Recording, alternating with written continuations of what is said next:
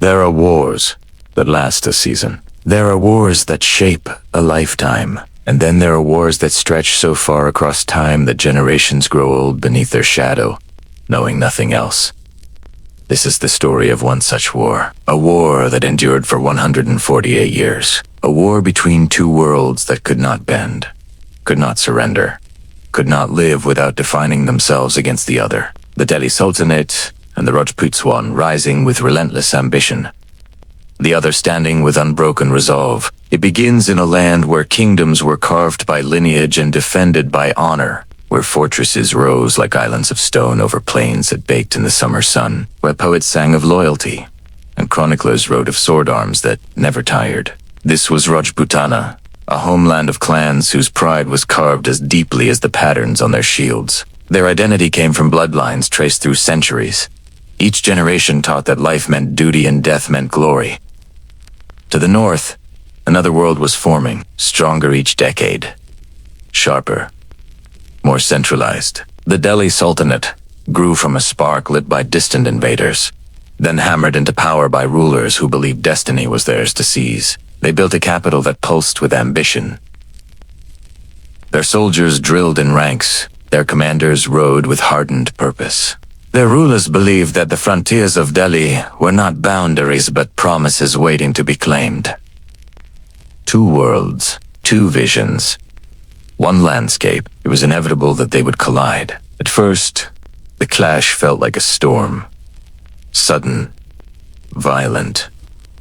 But no storm lasts for a century and a half. What followed was something slower, heavier, more enduring. A cycle that repeated itself so many times that fathers died, knowing their sons would fight the same enemy, on the same roads, under the same sun. The war became a rhythm, a burden, a memory passed down like an heirloom no one wanted but everyone carried. When armies first met, they came with the certainty of righteousness. Delhi marched with the belief that empire must expand. Rajputs gathered with a conviction that heritage must be defended. Each saw the other not just as a rival, but as a challenge to the very meaning of power and identity. And between them lay fertile fields, hilltop forts, rivers that fed the land, and trade routes that connected kingdoms. Control of these meant survival. For rulers, this struggle was political, strategic, necessary. But for the people who lived beneath their banners, the war was something far more intimate. It shaped daily life in ways too quiet for chroniclers to record. A farmer watched the horizon each evening, wondering if soldiers from one side or the other would arrive by dawn. A merchant weighed the risk of traveling roads where patrols shifted with each season. A mother prayed that her sons would remain close to home, far from the drumbeats of recruitment. Even children grew up hearing stories of raids and reprisals, learning early that the world beyond the village could turn hostile without warning. Yet life continued. Grain was planted, fairs were held, children were born, weddings were celebrated. The war did not stop life, but it shaped its edges. People learned to work around uncertainty. They lived with the knowledge that safety was never promised. And because life continued, the war did to neither side collapsing, neither side conquering completely. Both endured. As decades passed, the conflict changed. Rulers died. New rulers rose. The Delhi Sultanate shifted from one dynasty to another, each bringing new ambitions, new strategies, new grievances. Some rulers believed diplomacy could tame the Rajput states. Others believed only force could. Some Rajput clans sought alliances, hoping to preserve autonomy through negotiation. Others swore never to kneel, preferring ruin to compromise. Yet regardless of the ruler or strategy, the war's heartbeat never stopped. There were years of intense battle sieges that tested every stone of a fortress wall. Cavalry charges that churned the earth into dust. Long marshes, where exhaustion killed more men than arrows. And there were quieter years, where the war withdrew but never disappeared, lurking like a smoldering ember that needed only a stray wind to blaze again. Throughout these 148 years, landscapes became marked by memory. Fields that once fed villages became battlegrounds. Forests that once sheltered hunters became hiding places for retreating troops. Rivers carried not only water but the stories of soldiers who crossed them in hope and returned in defeat. Forts, scarred by siege after siege, stood as monuments to stubbornness and endurance. But war is not measured only through destruction. It is also measured through transformation. The Delhi Sultanate grew in strength because of this conflict. Its leaders learned to centralize power, reform armies, adapt tactics. They borrowed technologies, reorganized territories, strengthened administration. The war sharpened them. The Rajputs changed too. Their identity, already grounded in valor, became forged even more deeply by resistance. Songs and genealogies turned battles into legend. Victory became proof of honor. Defeat became inspiration for renewed struggle. Their forts grew stronger, their alliances more complex, their leadership more determined. They did not simply survive the war, they defined themselves through it. And so the conflict persisted, because neither side broke, because each saw the war not as an accident of history, but as an essential trial. For 148 years, the Delhi Rajput struggle shaped the politics of North India. It influenced trade routes, tax systems, the rise and fall of cities. It affected which rulers gained legitimacy and which ones fell into obscurity. It altered court cultures, poetry, architecture, and oral traditions. It changed how future dynasties approached diplomacy and war. Even when other enemies threatened Delhi from the north or west, the Rajput frontier remained a constant test, one that could not be ignored, postponed, or fully conquered. But perhaps the most striking legacy of this war is how it bound itself to memory, not just in chronicles, but in families. In stories told by firelight, in the pride of a clan singing about its ancestors, in the caution of a village elder teaching the next generation to remain vigilant. History did not simply record the war. Life retained it. And now, centuries later, we return to that landscape, to the dust of roads worn smooth by marching feet, to the ruins of forts that once stood unbroken, to the chronicles that describe battles with certainty and exaggeration alike, to a past that shaped the subcontinent in ways still visible today. Understanding these 148 years means understanding ambition, resistance, identity, loyalty, and the slow, grinding weight of long conflict. It means seeing how two powers, neither entirely right, neither entirely wrong, pushed against each other with such force that the world around them changed. This is not a story of a single war. It is the story of a century and a half of struggle. A story of rulers whose names echo in history and of ordinary people whose names are lost, but whose endurance made the world possible. A story of how India's medieval future was written not in a moment, but over generations. And it begins here, at the crossroads of two worlds, one rising, one resisting, both determined, both unyielding. The Delhi Sultanate and the Rajputs. Their conflict would shape an era. History rarely moves in straight lines. It surges. It recoils. It circles back through memory, through wounded pride, through the stubborn weight of tradition. And in North India between the late 12th and the early 14th century, history did all of these at once. It is here, in this vast landscape of kingdoms and caravan routes, river plains and stone fortresses, that a conflict took shape slowly, then suddenly, then endlessly. A conflict that stretched across 148 years. A conflict between the rising power of the Delhi Sultanate and the enduring resilience of the Rajput clans. To understand the long war, we must begin at a moment of collapse. In 1192, the Second Battle of Touraine shattered the authority of the Chauhans, the great Rajput house that had ruled from Ajmer in Delhi. Prithvi's Chauhan fell, his kingdom breaking under the charge of the Ghurid cavalry. Chroniclers from Lahore to Nishapur wrote of this victory as a turning point, a gateway, a breach through which a new political world would soon enter, but they understood only half the truth. They saw the fall. They did not foresee the resistance that would rise in its wake. From the Ghurid victory emerged the foundations of the Delhi Sultanate. Qutb-ad-Din Aibak, once a slave commander, took charge of the newly conquered territories, ruling first as a viceroy, then as an independent monarch. His successorsmen, like Iltutmish and Balban, worked to turn fragile conquests into firm institutions. They built the early pillars of the Sultanate, an army drawn from Turkish a bureaucracy modeled partly on Persian precedent, and a court eager to claim legitimacy in lands still overwhelmingly Hindu. Delhi was not yet the imperial capital it would later become. It was a frontier post turning into a throne, a battlefield turning into a city of palaces, markets, and mosques. Its sultans knew they ruled by the sword, and that their authority depended on the steady pressure of military success. For on their borders, closer than any chronicler in Ghazni or Herat ever truly understood, stood the Rajput clan sprout. Decentralized, deeply rooted in the land, the Rajputs did not fade with the fall of the Chauhans. They reformed. They fortified. They adapted. New houses rose from old lineages. The Sisodius of Muir strengthened their mountain redoubts. The Rathers spread influence across Marwa. The Chauhans of Amber tightened their hold on the Aravalli foothills.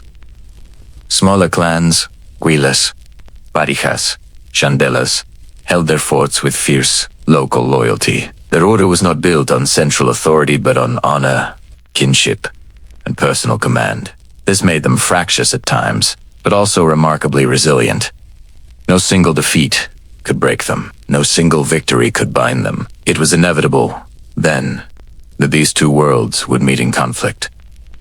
Not a single war, but a chain of them. A long, grinding contest, shaped as much by geography as by ambition. Northern India was a patchwork of fertile plains and rocky uplands, river valleys and desert corridors. Control meant access to revenue grain taxes, caravan tolls, pasture rights. It meant securing trade routes that fed Delhi's markets or supplied Rajput citadels. It meant holding key cities like Ranthambore, Chittor, Nagar, Ajmer, Jalore, places that were far more than stone walls. They were symbols.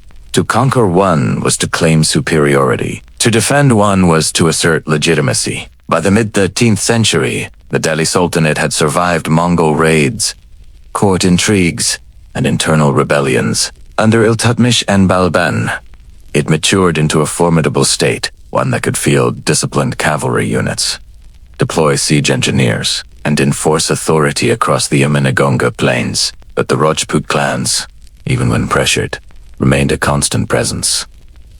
They raided border towns. They refused tribute. They offered sanctuary to rebels fleeing Delhi. They maintained sacred claims to lands their ancestors had held for centuries. Each refusal was a spark. Each spark helped sustain a fire that neither side could fully extinguish. Yet conflict was not continuous slaughter. It pulsed. It took the shape of campaigns, sieges, skirmishes, diplomatic missions, and uneasy treaties.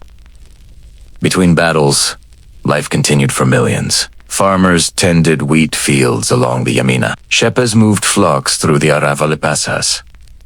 Craftsmen in Delhi hammered iron into arrowheads. Traders in Rajput caravan towns counted their coins at night, hoping the next season would not bring chaos. For ordinary people, war was not a distant drama. It was an omnipresent possibility, sometimes visible in the horizon dust of an approaching cavalry column, sometimes hidden in the rising taxes demanded by kings who needed to feed their armies. When the Khaljis came to power in Delhi in the late 13th century, the conflict entered a new phase. Alauddin Khalji, the most relentless of them, sought not merely to defend borders, but to break the Rajput strongholds once and for all. He aimed to crush resistance at its roots, to seize the fortresses whose thick walls had repelled previous sultans. His campaigns against Ranthambore and Chittor would become legendary or remembered in ballads, chronicled in Persian manuscripts, carried in memory long after the armies themselves vanished. But history rarely settles.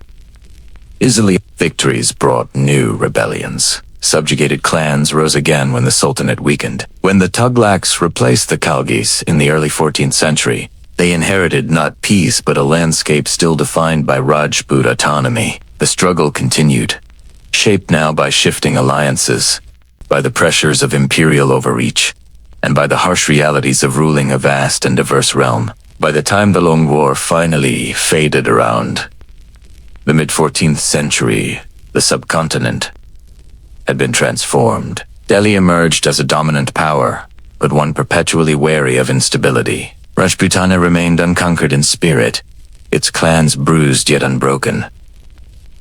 The rivalry had carved cultural memory on both sides. It had shaped political boundaries, inspired epics, strengthened identities. It set the stage for new powerless regional kingdoms that would rise in the vacuum left by the weakenings, and later, the Mughals who would attempt to bridge the very worlds that had clashed for so long. This documentary will tell that story in full.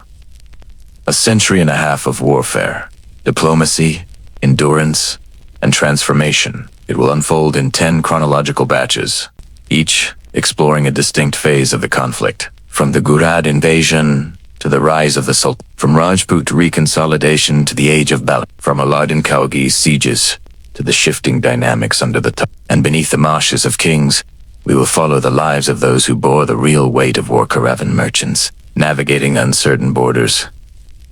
Armorsmiths, forging breastplates for soldiers. They would never meet families fleeing or rebuilding in the shadow of every conflict. This is not merely a record of battles. It is a story of endurance, a story written across generations, across landscapes, across memories that refuse to fade. A story of power and resistance, ambition and identity. A story that shaped the political and cultural history of India in ways still felt centuries later. Now, with the stage set, we began the journey through these 148 years of struggle, through victory and defeat, through peace that never held, through a rivalry that became a defining rhythm of medieval North India.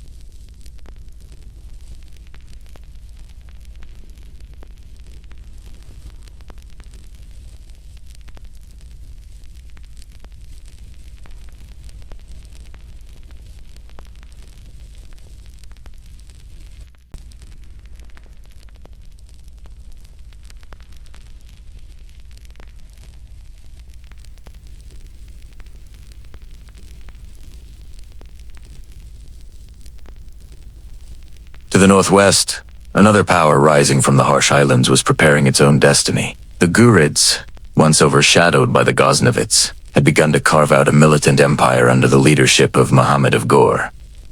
He was not a raider like Mahmud of Ghazni. He was a conqueror. He saw territory, tribute, sovereignty, and he believed that his future lay beyond the Khyber Pass, in the lands of the Indus and the Gunga, where wealthy kingdoms offered both wealth and legitimacy. The clash between Prithviraj and Muhammad of Ghor had its first major encounter at the First Battle of Touraine in 1191. Chroniclers such as Hassan Nisami described the battle as a decisive Rajput victory. The Chauhans, allied with neighboring Rajput houses, resisted the Ghurid advance and forced Muhammad to retreat. The triumph strengthened Prithviraj's reputation across Rajputana, but victories can also breed complacency. And success, in 1191, set the stage for tragedy. In 1192, Muhammad came back the next year with a very different plan. He brought disciplined cavalry, seasoned archers, and commanders who understood not only the art of war, but the psychology of their enemy. Prithviraj, confident in the strength of his elephants and the fervor of his warriors, met him again on the plains of Touraine. What unfolded became one of the most consequential battles in the subcontinent's medieval history. The Second Battle of Touraine was not a brief confrontation, but a grinding contest of endurance, yet it was the Ghurid tactics that proved decisive.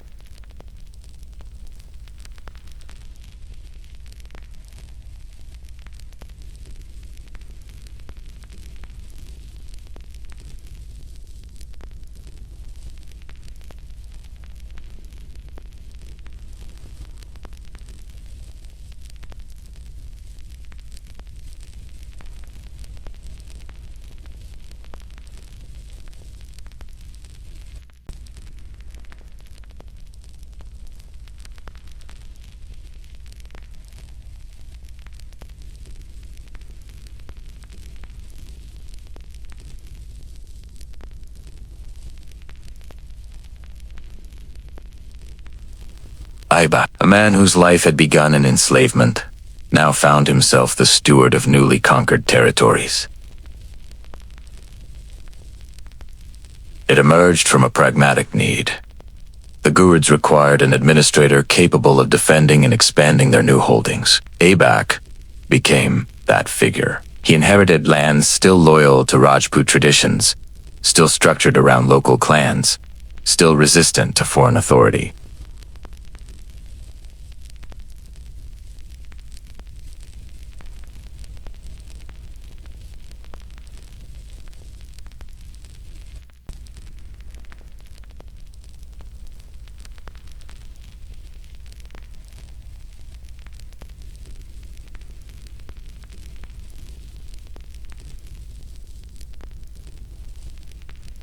Rajputs across the Aravalli region, emboldened by lines of ancestry that stretched deep into the past, saw themselves not as subjects, but as heirs to territories unjustly taken.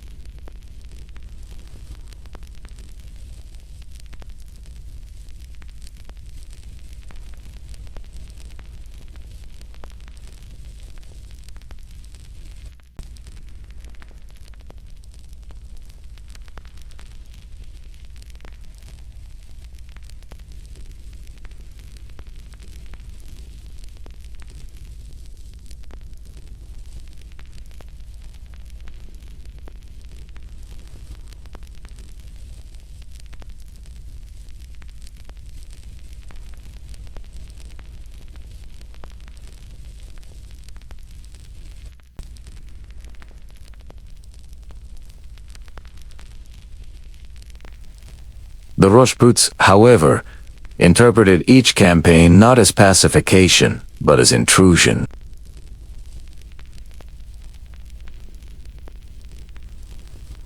Loss of land was a wound.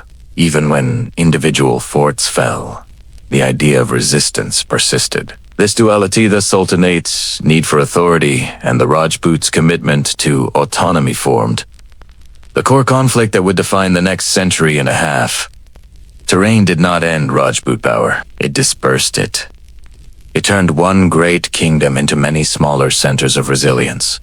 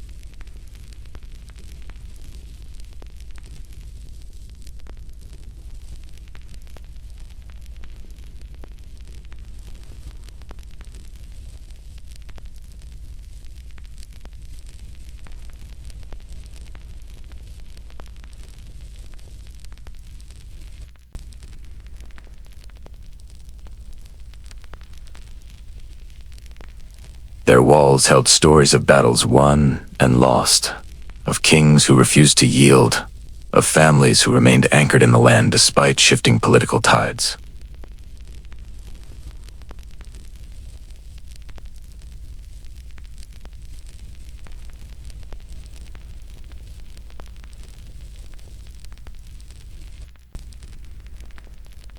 This imbalance created a conflict without a clear end. The Ghurids had come seeking conquest. Their successors in Delhi would inherit an obligation to maintain and expand that conquest against foes who measured time not in years, but in generations. By the mid-13th century, the outlines of the Long War were visible. The Sultanate had the advantage of resources, cavalry, and centralized command. The Rajputs had the advantage of terrain, local loyalty, and a shared cultural ethos that turned resistance into duty. Neither side was strong enough to destroy the other completely. Neither side was weak enough to yield without struggle, and so the conflict stretched, evolving through different rulers, shifting strategies, and changing alliances. The fall of the Chauhans marked the beginning, but it was not the defining feature of the Long War.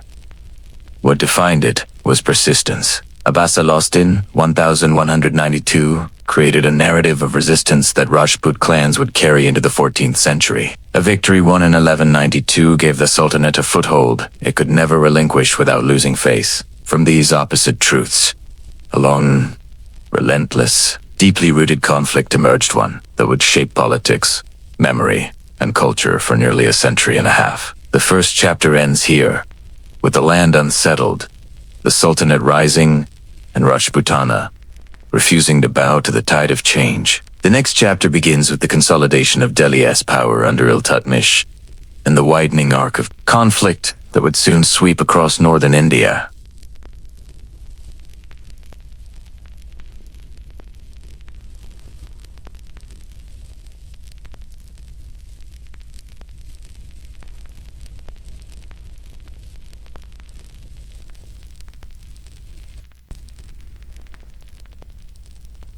It set the rhythms, tensions, and struggles that would define the first half-century of the Long War. But for every step the Sultanate took toward consolidation, Rajputana met it with resilience, adaptation, and when needed, Aibak inherited territories that had not yet accepted the new order. Delhi and Ajmer were trophies, but trophies surrounded by restless lands. Villages still pledged loyalty to the Chauhan lineage.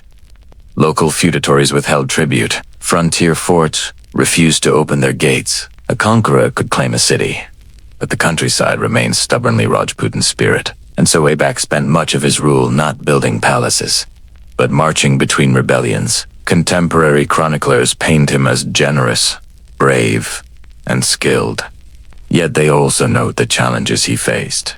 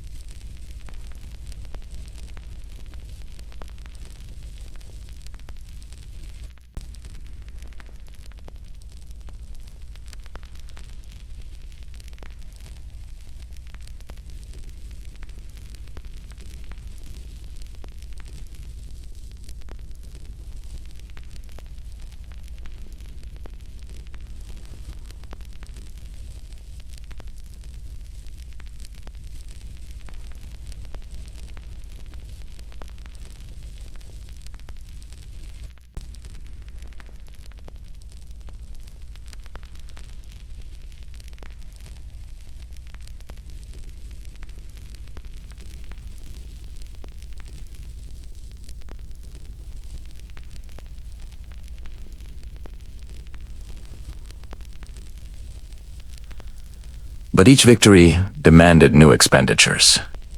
Each garrison needed supplies, horses, wages.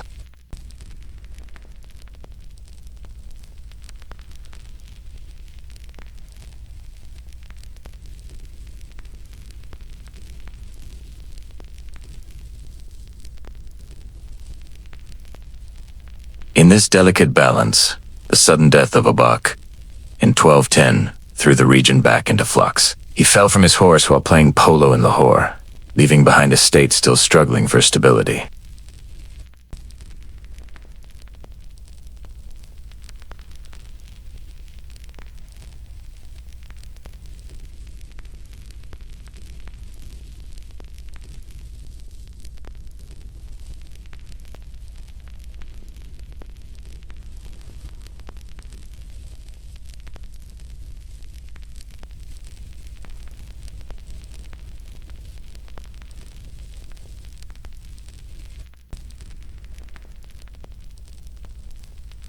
The Chauhan resurgence around Ranthambore picked up momentum. Local chiefs, withheld tribute that Abak had painfully secured. Smaller Rajput states like Mandar and Nagar began reconsidering their relationship with Delhi. But Iltutmish was not a caretaker ruler. He was a builder.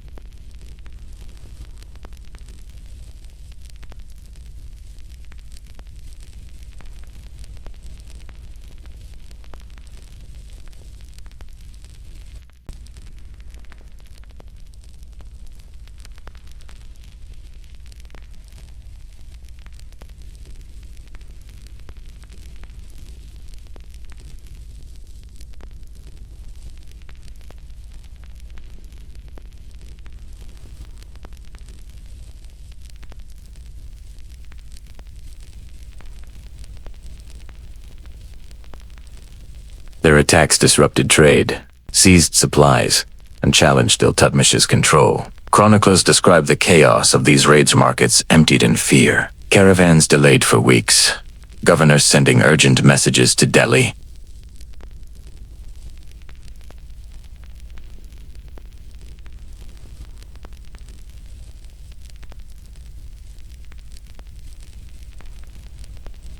Yet even these victories came with limitations. Rajput warriors excelled in defensive warfare, especially within hill forts that were nearly impossible to storm without long sieges. And while the Sultanate excelled in cavalry charges across open plains, these strengths meant little against stone walls carved into mountains.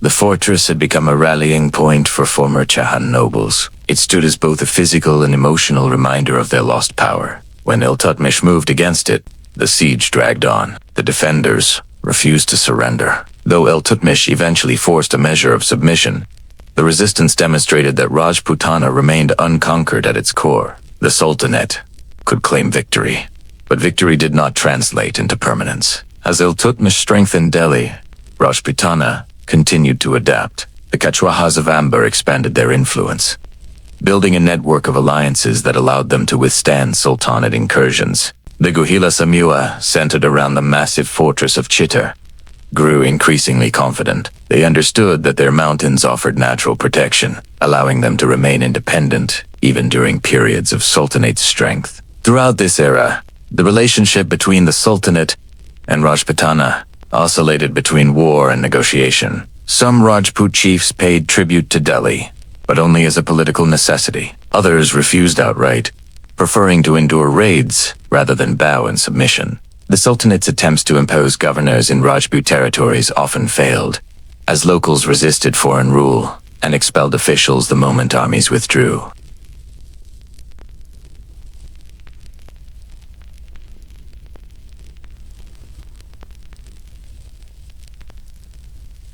Neither side could claim absolute victory. Both sides learned the landscape of the other. They learned the strengths and weaknesses that would define a century of struggle. For the Sultanate, the challenge lay in sustaining expansion without losing focus. For the Rajputs, the challenge was forging unity in the face of a centralized, well-organized adversary. Over the years, the conflict shifted from reactive skirmishes to strategic contests for control of key regions. Nagar, Ranthambore, and the Aravalli corridor became perpetual battlegrounds. By the time of Iltutmish's death in 1236, Delhi had become a stable power, recognized beyond India's borders, fortified by an effective cavalry, and anchored by administrative systems that promised longevity. Yet the Rajput clans remained unbroken. Their confederacies, though temporary, had proven capable of challenging even the strongest sultans.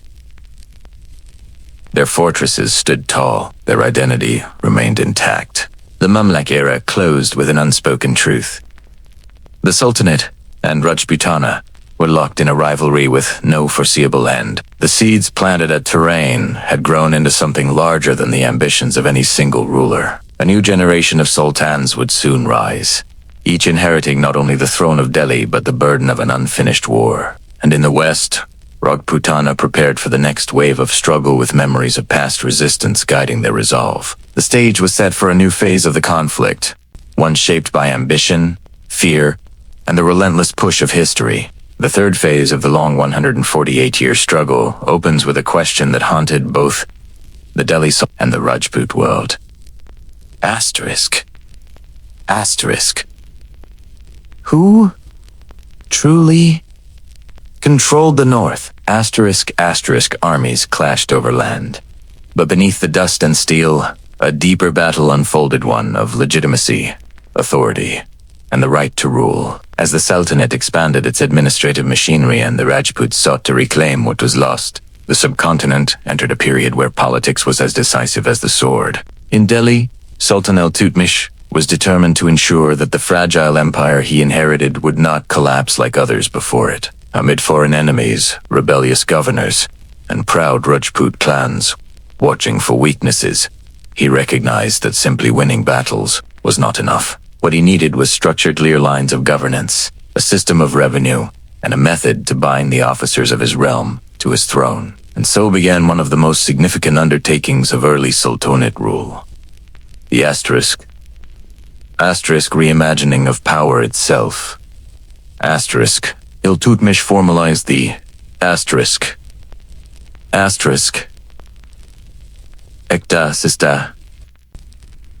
Sista granting lands to military commanders not as private estates, but as revocable assignments in exchange for service. This brought soldiers into the fold of the state and centralized taxation under his oversight. While earlier rulers had relied on personal loyalty or tribal bonds, Iltutmish turned Delhi into a bureaucratic center. A hierarchy took shape: governors, tax collectors, military officers, each tied to the court. This was a transformation that the chroniclers of later centuries would describe as the moment when Delhi ceased to be a camp of conquerors and became a functioning kingdom. The Rajputs watched this carefully. They understood the implications. A more organized sultanate was a more formidable enemy, but they also recognized the vulnerabilities. The Iktaholas, though loyal outwardly, were always potential rivals. Governors of distant provinces could rebel. The reliance on Turkish nobles from abroad meant that the Sultan could never be entirely sure of the men around him. So Rajput rulers adopted a dual strategy. Contest the frontiers and wait for the cracks to appear in Nagar Jalor, Ranthambore, and Bundi Rajput chiefs began renewing their defenses. Forts that had been burned or seized were repaired. Watchtowers rose along caravan routes. Scout networks extended deep into the plains, monitoring troop movement. The Rajput ethos rooted in autonomy and honor did not permit passively accepting the loss of ancestral land. Neither did it allow reckless charges for glory's sake. What emerged instead was a calculated, generational strategy to wear down the Sultanate by resisting its advances while capitalizing on its internal disputes. Delhi, however, was not simply tightening its grip on the land. It was also navigating its own complex internal politics. Turkish nobles, many of whom had fought alongside Iltutmish in his early campaigns, believed they possessed a share in governance. Their collective influence later remembered as the asterisk. 40 asterisk. The Chiholgani became both a support and a threat. The Sultan needed them to administer the sprawling regions, stretching from Bahar to Multan. But their ambitions required constant balancing. To strengthen the throne, Iltutmish declared his daughter Razia, as his heir, shocking many of his nobles, though admired for her competence and intelligence. Razia's nomination challenged conservative norms and incited fierce resentment. For Rajput rulers observing from the west and south, this internal tension in Delhi signaled opportunity. They knew that succession disputes could fracture the Sultanate more deeply than any battlefield defeat. Yet even with these internal pressures, the Sultanate continued pressing into territories where Rajput influence remained strong. The battles were not always grand confrontations. Often they were sieges, skirmishes, and swift retaliatory raids. The frontier between Delhi and Rajputana hardened into a zone of near-constant conflict. One such axis was the plains around Bayana, Gwalior, where Rajput clans attempted to retake forts lost earlier. Their campaigns were marked by a determination to reclaim symbols of power rather than only strategic points. A fort was more than stone, it was lineage, pride, and the memory of ancestors. Losing one was a wound. Reclaiming it was a healing act, whispered about 4 generations. This emotional dimension shaped the nature of the conflict. When a Rajput ruler assembled his men, he invoked not just political necessity but the weight of history. Bards recited the deeds of old kings. Warriors rode to war believing that reclaiming lost soil was an obligation placed upon them by those who had died defending it. And there was sometimes truth in it. Descendants of the men defeated at terrain still carried stories of Chauhan banners trampled under foreign cavalry. Each new campaign was framed as another chance to set right the balance of honor. For Delhi, however, war was obligation of a different kind. It was the duty of a state to hold what it had conquered and to punish rebellion swiftly. For allowing even a small kingdom to break free risked inspiring many more. Chroniclers in Delhi's court often wrote of these campaigns as necessary acts to maintain order in an unruly land. From their perspective, the Rajputs were rebellious vassals, refusing to accept the new political reality of the north. But the Rajputs never saw themselves as vassals. They were sovereigns, defending their ancestral dharma. This fundamental disagreement over identity legitimacy and memory meant the conflict was not merely territorial, but ideological. As Iltutmish strengthened Delhi's internal systems, Rajput rulers sought to exploit any instability that emerged. And instability soon arrived. The Sultan's later years saw uprisings in Bengal and tensions with governors in the northwest. Managing the vast geography of northern India strained even the most capable ruler. When Iltutmish fell ill in 1236, the question of succession reopened with fierce urgency. He had nominated Razia, but many nobles refused to accept a woman's authority. Rajput leaders, hearing of the turmoil, understood what it meant. When Delhi fought Delhi, Rajputana could breathe more freely. Upon Iltutmish's death, The nobles attempted to place his son Ruknudin Phairoz on the throne. His short rule was marked by negligence, cruelty, and rampant favoritism, and within months, Razia ousted him. Her rise sparked both admiration and rebellion. Many Turkish nobles, unwilling to accept her, fomented unrest in the provinces, and the ripple effect reached the frontier regions. The Rajputs acted swiftly. Small kingdoms extended their influence into contested zones. Some seized villages that had been under Iktis. Others launched counterattacks into areas patrolled by Delhi's officers. Letters exchanged between Rajput courts during this turbulent period spoke with cautious optimism. Delhi was distracted, divided, and weakened. After decades of holding the line, the Rajputs finally saw a moment when the tide might turn, however slightly. But Razia, despite her challenges, demonstrated energy and clarity. She marched against rebels, secured court alliances, and restored order in parts of the realm. Still, her reign was short, ending in defeat and death near Chittor. Her fall led to a rapid rotation of weak sultans, each more dependent on the nobles than the last. The 40, once merely influential, now became kingmaker for the Rajputs. This was precisely the instability they had anticipated. Their strategy of resilience, patience, and timely offensives bore fruit across local theaters. Fort Suk, as asterisk Mandalgar, asterisk, asterisk, asterisk, asterisk, asterisk, asterisk, an asterisk, asterisk, Nagar, asterisk, Nagar, asterisk saw, renewed Rajput, authority, or resistance movements. This did not mean the Sultanate lost control entirely, far from it, but the north was no longer moving steadily under Delhi's banner. Instead, the frontier became a chessboard where every piece moved cautiously, awaiting the next sudden shift in power. The Rajputs were not unified behind a single leader. They operated through clan confederacies, matrimonial alliances, and understandings formed in councils of chiefs. Their unity was fluid but effective when responding to external pressures. This structural difference between Rajputana and the Sultanate shaped the rhythm of war. Where Delhi sought centralization and uniform governance, Rajput power was distributed, decentralized, rooted in local loyalties. This allowed them to recover quickly from defeats. One clan's loss did not cripple the whole federation. Meanwhile, the Sultanate could not afford a major defeat. Each blow threatened to weaken its grip on distant provinces. Thus, Delhi fought with urgency, while Rajput states fought with patience. Over the long arc of this 8-year conflict, that asymmetry proved decisive again and again. By the time the nobles settled on asterisk Nasiruddin, Mahmud, asterisk, real power had drifted into the hands of Ghiasuddin Balban,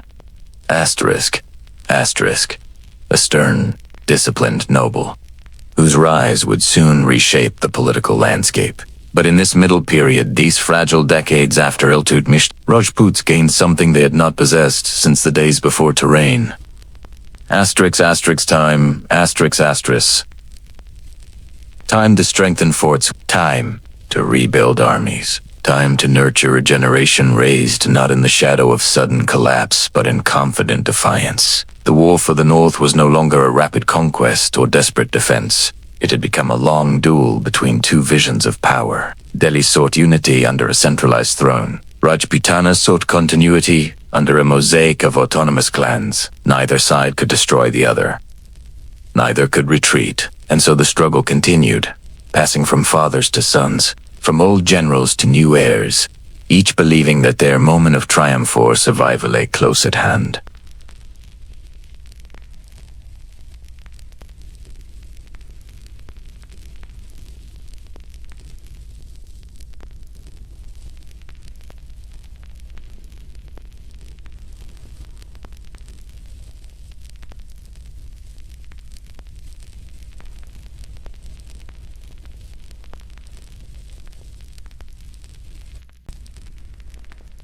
The fourth chapter of this long 148-year struggle begins with the rise of a man whose presence reshaped the destiny of the Delhi Sultanate. Asterisk. Asterisk. Ghiyas-ud-Din Balban. Asterisk.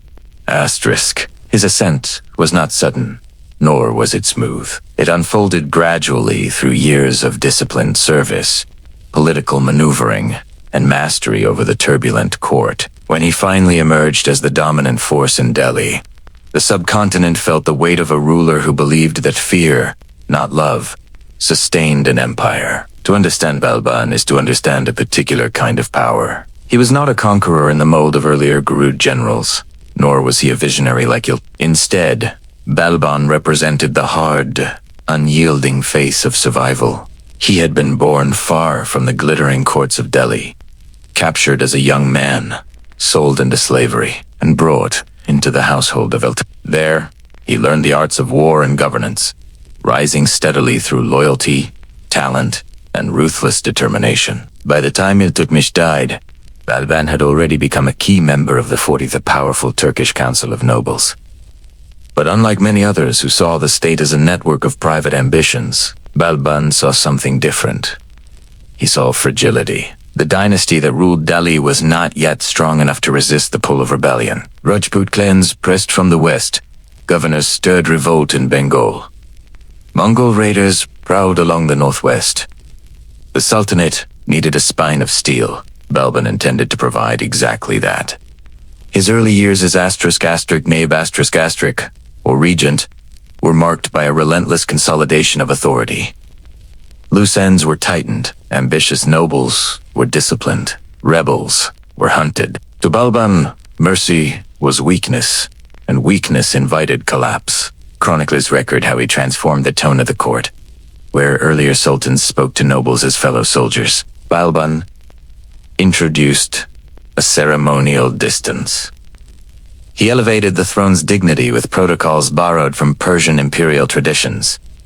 Prostration before the ruler became mandatory. Court dress reflected hierarchy. Even the sultan's public appearance was regulated, designed to keep subjects in awe. This was not vanity, it was strategy. Balban believed that if the Sultan did not appear exalted, his officers would not respect him, and if they did not respect him, they would not fear disobedience. And if they did not fear disobedience, the entire realm would fracture. But his policies were not confined to Delhi's palaces. Their effects radiated outward to the frontiers. And nowhere was the impact felt more intensely than in Asterisk. Asterisk Rajputana.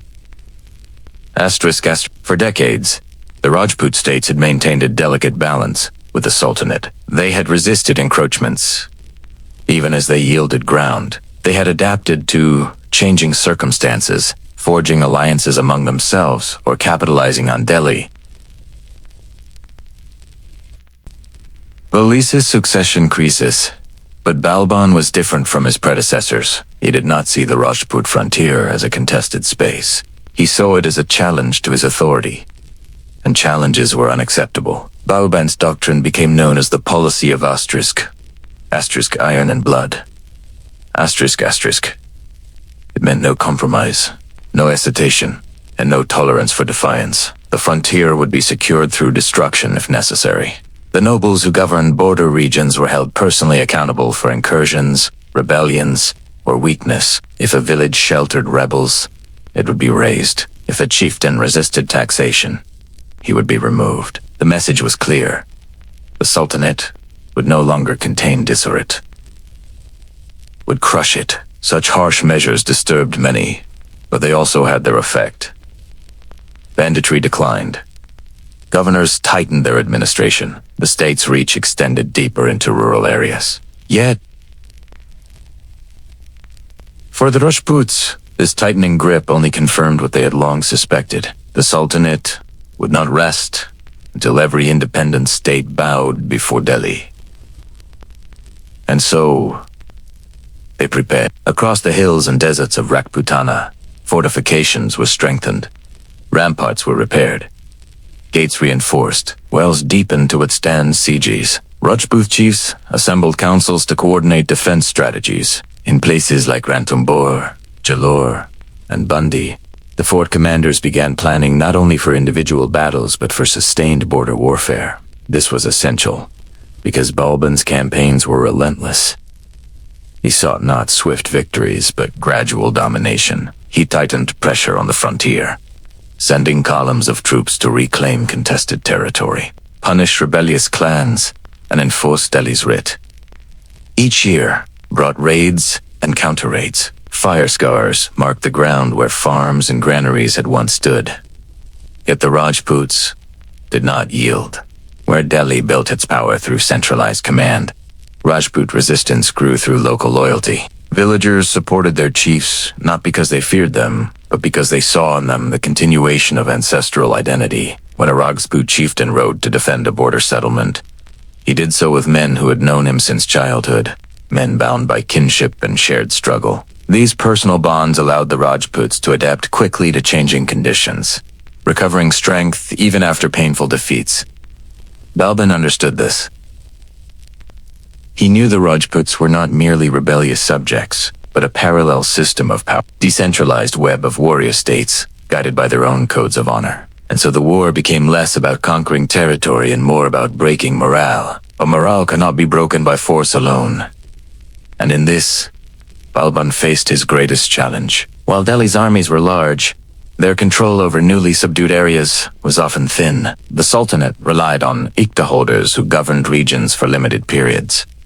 Their interest was not always in permanence, but in extracting revenue. Rajput chiefs exploited this, striking at night, reclaiming lost lands, ambushing patrols, and retreating into hill forts that the Sultanate found difficult to besiege. The terrain itself favored resistance. The Aravalli Range, with its rocky hills and narrow passes, was an ideal defensive zone. Rajput warriors knew every ridge and ravine. Delhi's cavalry, formidable on open plains, found itself constrained, slowed, and exposed to well-planned attacks from higher ground.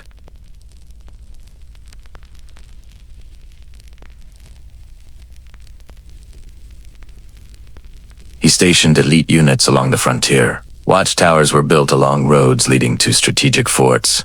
Yet even with these measures, the Rajputs refused to break. During this period, one of the most symbolic confrontations involved the region around Nagar,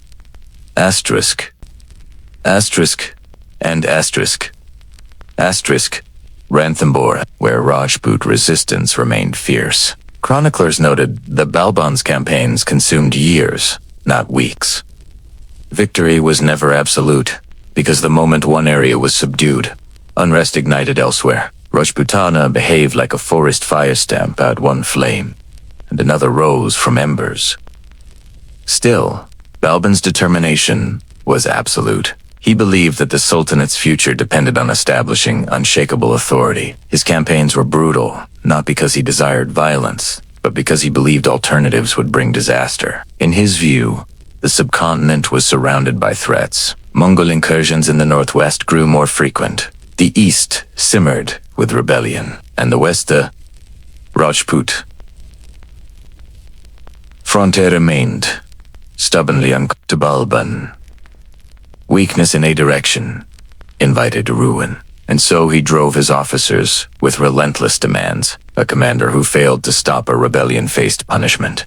A governor who let Rajput raids continue was removed. A noble who disobeyed orders faced execution. Over time, fear bound the Sultanate as tightly as loyalty had under Alauddin. Yet even fear had limits. Balban's iron rule kept the nobles in line, but it could not entirely fix structural problems.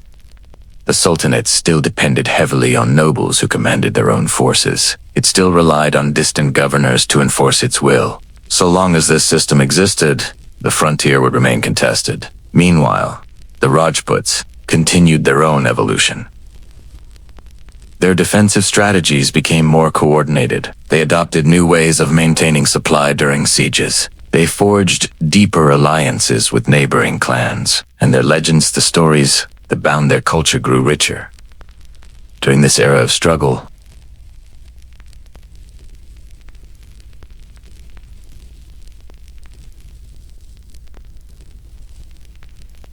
These stories were not mere embellishments. They shaped the mindset of the next generation. Young Rajput princes grew up not fearing Delhi, but expecting conflict with it.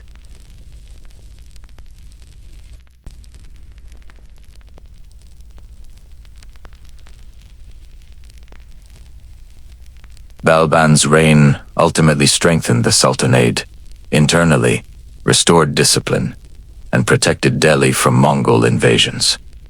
But his campaigns in Rajputana took fierce, did not bring decisive submission. Instead, they hardened the Rajputs further, drawing clearer lines between the Sultanate and the warrior houses of the West. When Balban died in 1287, the throne passed into uncertain hands. His iron grip was gone, leaving behind a state more stable than before, but still vulnerable. Rajput leaders watched the transition closely. They sensed that the next phase of the struggle would be shaped not only by war, but by the politics of succession once again. The stage was set for a new dynasty, the Khalgis whose ambitions would ignite an even fiercer wave of conflict. For if Balban ruled with iron, the Khalgis would rule with fire. By the close of the 13th century, North India was no longer merely a theater of Sultanate versus Rajput. A new force loomed on the horizon, one whose shadows stretched from the steppes of Central Asia to the fertile plains of the Ganges. The Mongols, relentless, disciplined, and merciless, advanced steadily westward to the heirs of Genghis Khan. Their approach forced Delhi to reconsider its priorities, exposing vulnerabilities that Rajput rulers were quick to exploit. For decades, the Sultanate had focused on consolidating power in the plains and securing the Rajput frontier. Balban's iron rule had suppressed rebellions, enforced discipline among governors, and restored order in the aftermath of Iltutmish's turbulent succession. But the death of Balban created a vacuum. The central authority, strong during his life, faltered in its absence. Weak successors and courtly intrigue distracted Delhi, just as Mongol raids became frequent and devastating. The Mongols were unlike any adversary Delhi had previously faced. Their armies were swift, their strategy flexible, and their reputation terrifying. Even minor incursions carried the threat of total destruction. Towns that resisted could be obliterated, villages burned, and captives enslaved. The Sultanate could respond with armies, but the cost was high, and northern territories remained exposed during the mobilization of troops. Each Mongol advance demanded urgent attention, drawing soldiers away from the western frontier, where Rajput resistance simmered. This shift in focus created an opening that Rajputana exploited with precision. For decades, Rajput chiefs had been constrained by Delhi's unbroken attention. Now, with the Sultanate distracted, they began to reclaim ground, strengthen alliances, and prepare for campaigns that might have been impossible under Balban's watchful eye. Their aim was not outright conquest of Delhi,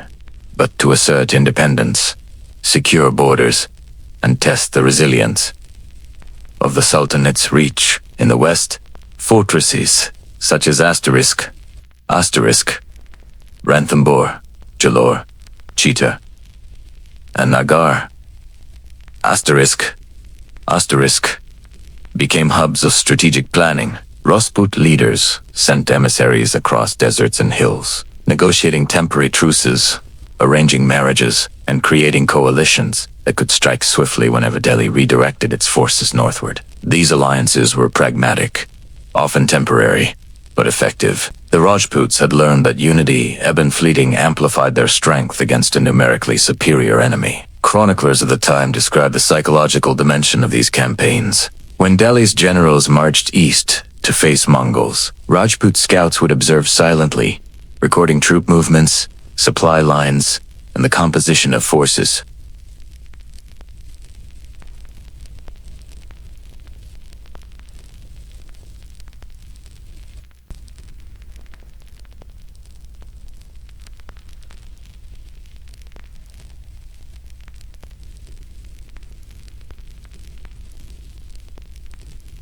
Governors along the Ganges and Indus were instructed to maintain fortified garrisons.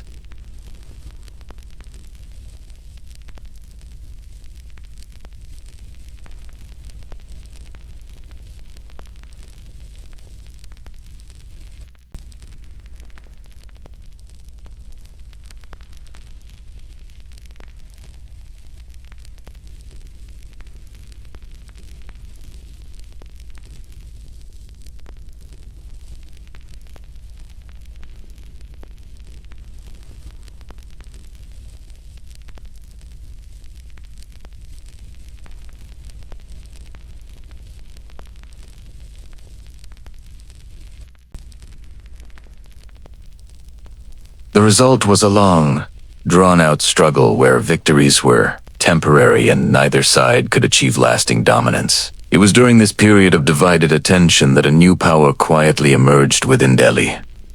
The Asterisk. Khalgi Dynasty.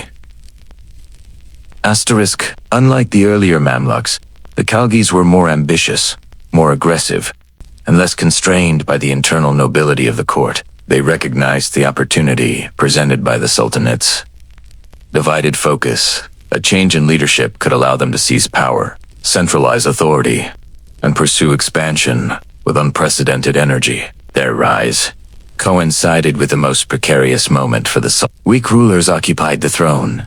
The Mongols threatened the north, and Rajput forces pressed in the west. The old patterns of governance, forged under Iltutmish and enforced by Balban, were fraying. Governors acted independently.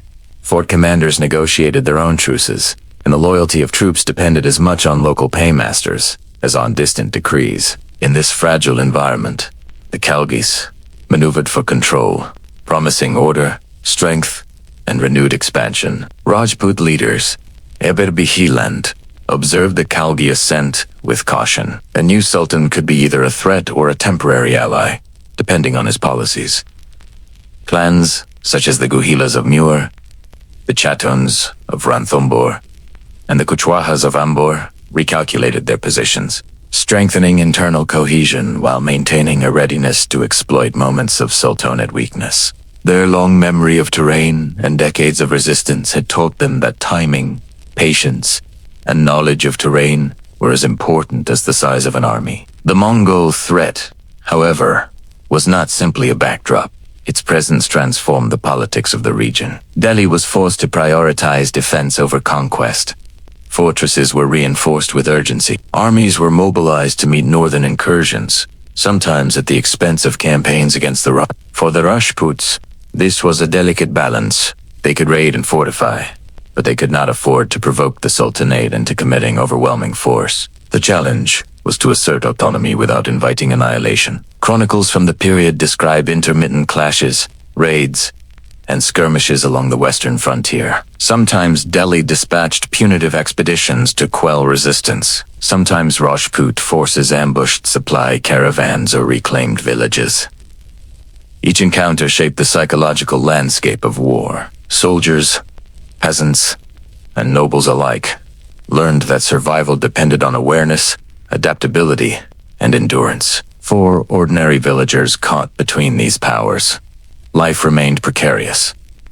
Tribute to the loyalty to local chiefs and vigilance against raiders all coexisted in a fragile equilibrium. The shifting map of the north was not static. Territories changed hands with surprising frequency. A fort captured in one season could be back in Rajput hands by the next. Border villages often bore the scars of repeated occupations, walls patched, granaries rebuilt, watchtowers replaced. This fluidity reflected the strategic realities. The Sultanate had the military capacity to strike decisively but lacked the manpower to maintain permanent occupation over every contested area. Rajput resilience and knowledge of the terrain allowed them to exploit these gaps repeatedly. By the time the Khalji consolidation began, the stage was set for an escalation that would reshape the north entirely. The Rajputs had regained confidence, fortified their positions, and learned to operate strategically against a distracted and divided Delhi.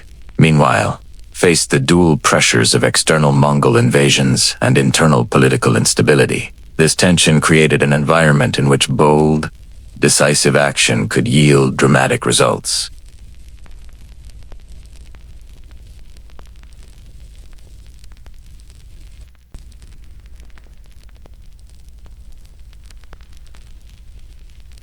Ambition and aggression would define their campaigns, forcing Rajputana into an unprecedented confrontation. The centuries-old dance of siege, counterattack, and negotiation was about to accelerate, bringing a new intensity to the 148th-year war. In retrospect, this period represents a crucial inflection point. It was a moment when asterisk external threats and internal instability converged offering the Rajputs a chance to recover ground, and the Sultanate an urgent reason to adapt, reorganize, and reassert control.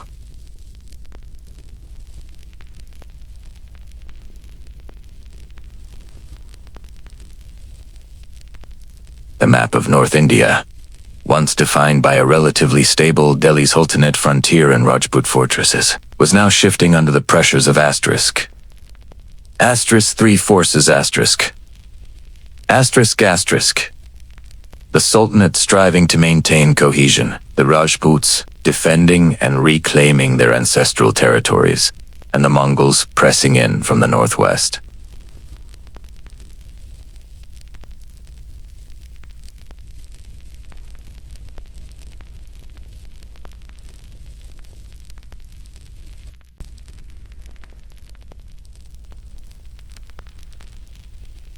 The Sultanate, fractured yet enduring, prepared to respond to threats on multiple fronts. And beyond these two powers, the Mongols watched and waited, a constant reminder that no ruler could ever be complacent in this region. The coming decades promised not only battles, but transformation, a reshaping of alliances, boundaries, and the very structure of authority in North India. The stage was set. The actors knew their roles. And history, relentless as ever, began its next chapter, where ambition, valor, and survival would collide with unprecedented intensity. The turn of the 14th century brought with it a force unlike any Delhi had faced before. Asterisk, asterisk.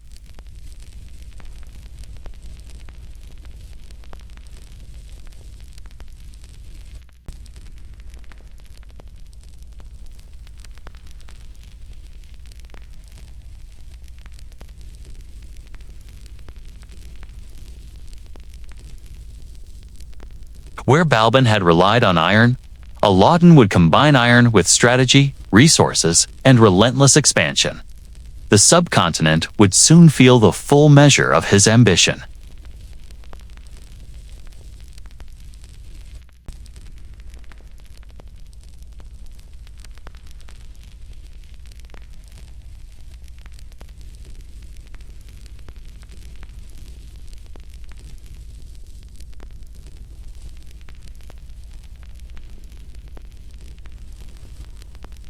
Forts such as asterisk, asterisk, Ranthambore, Chittor, Jalore, and Nagar.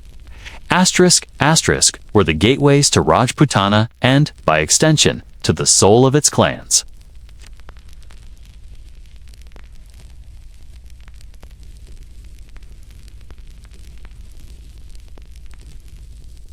It was here that the valor and defiance of the Rajputs coalesced under the leadership of asterisk, asterisk, Hamaradeva, asterisk, a king who embodied the ethos of his people. Chroniclers describe him as determined, shrewd, and willing to endure hardship rather than yield. For decades, Ranthambore had served as a refuge and rallying point, a fortress that resisted both Mamluk and early Khalji campaigns. Its fall would signal not merely a military victory, but a psychological triumph over centuries of Rajput independence. Alauddin approached the campaign with meticulous planning. He understood that a frontal assault would be costly and potentially disastrous. The fortress was perched atop a rocky hill, its walls thick, its defenders experienced in the art of siege warfare. Instead, he invested in preparation, logistics, and intelligence. Supplies were gathered, siege engines constructed, and approaches mapped with care. Armies were trained to endure the harsh landscape, to withstand ambushes, and to maintain morale over what promised to be a protracted engagement. The siege of Ranthambore began with a combination of direct pressure and psychological warfare. Alauddin's forces encircled the fortress, cutting off supply lines and isolating defenders from potential reinforcements. Catapults hurled stones, archers targeted anyone visible on the ramparts, and night raids tested the endurance of those within. Chroniclers vividly recount the relentless rhythm of the attack, the clash of steel, the roar of engines, the cries of defenders refusing to yield.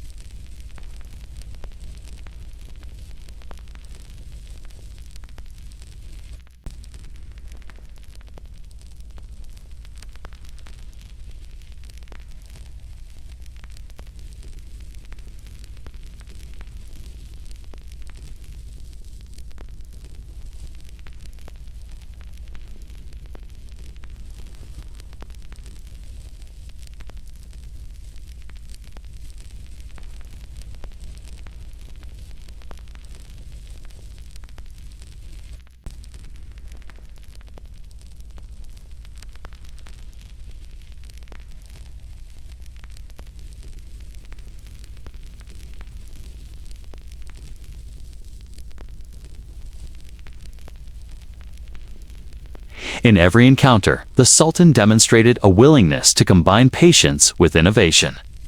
Understanding that victory required time and calculated pressure rather than rash assaults. Yet, despite the Sultan's formidable planning, Hamir Deva's leadership inspired fierce resistance. Soldiers, peasants, and even women contributed to the defense, carrying supplies, repairing walls, and repelling attacks. Each day became a narrative of heroism, endurance, and sacrifice.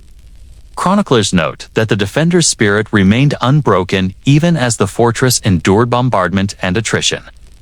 In many ways, the siege was less about immediate conquest than the symbolic struggle of Rajputana against the inexorable force of the Sultanate.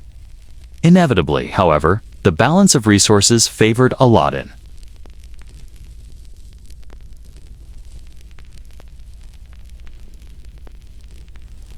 Over time, hunger, exhaustion, and attrition weakened Ranthambhore's defenders. Yet even as the walls began to falter, Hamir Deva's leadership remained resolute.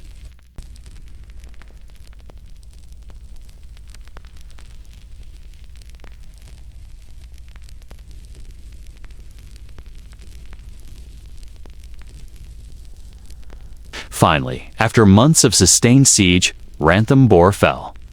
Alauddin entered the fortress not as a conqueror savoring triumph, but as a strategist completing a long campaign. He ensured that governance structures were established to secure the fortress, fortifications repaired to prevent immediate counterattack, and a garrison installed loyal to Delhi. Yet the human cost was immense. Thousands of defenders had perished, and the fall sent shockwaves throughout Rajputana. Neighboring forts and clans recalculated their positions, balancing the need for resistance with the recognition of Alauddin's determination. The aftermath of Ranthambhore was emblematic of Alauddin's approach to Rajputana. He combined *** military might, administrative restructuring, and psychological assertion *** to consolidate control. Local chiefs were compelled to submit. Tribute was extracted, and fortresses integrated into the Sultanate's network of power. However, Alauddin was pragmatic. He recognized that complete annihilation of Rajput authority was neither feasible nor necessary. By establishing dominance over key strategic points, he ensured compliance while leaving the internal identity of clans largely intact. This balance between force and accommodation became a hallmark of Khalji policy. Yet the siege also revealed the enduring resilience of the Rajputs. Though Ranthambhore had fallen, other forts remained defiant. The Guhilas of Mewar continued to fortify Chittor. The Chauhans maintained control over Amber and surrounding territories. Clans adapted, learning from the fall of Ranthambhore, improving defenses and preparing for a future when opportunity might again favor resistance. The war was not over. It had merely entered a new phase, defined by the Sultanate's unprecedented reach and the Rajputs' continued determination. Alauddin's campaigns reshaped the political landscape beyond the battlefield. The integration of Rajput fortresses into Delhi's administrative network brought increased control over trade routes, taxation, and regional governance. Tribute payments and obligations were formalized. Governors were instructed to maintain order, monitor military movements, and report directly to the Sultan. The boundaries of the Sultanate expanded further into Rajputana. Yet the region's terrain and social cohesion ensured that resistance could never be fully eliminated. This delicate equilibrium conquest, tempered by enduring local power, would define the next decades of the Delhi Rajput struggle.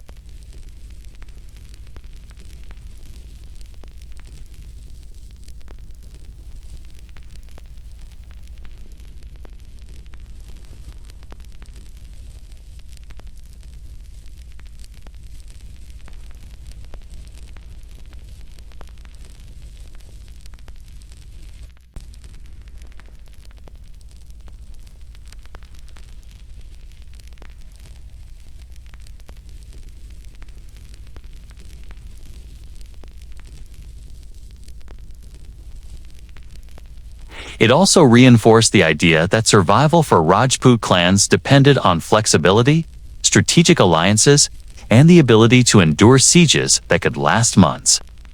Tales of heroism, sacrifice, and defiance were immortalized by chroniclers, embedding the siege in the collective memory of the region.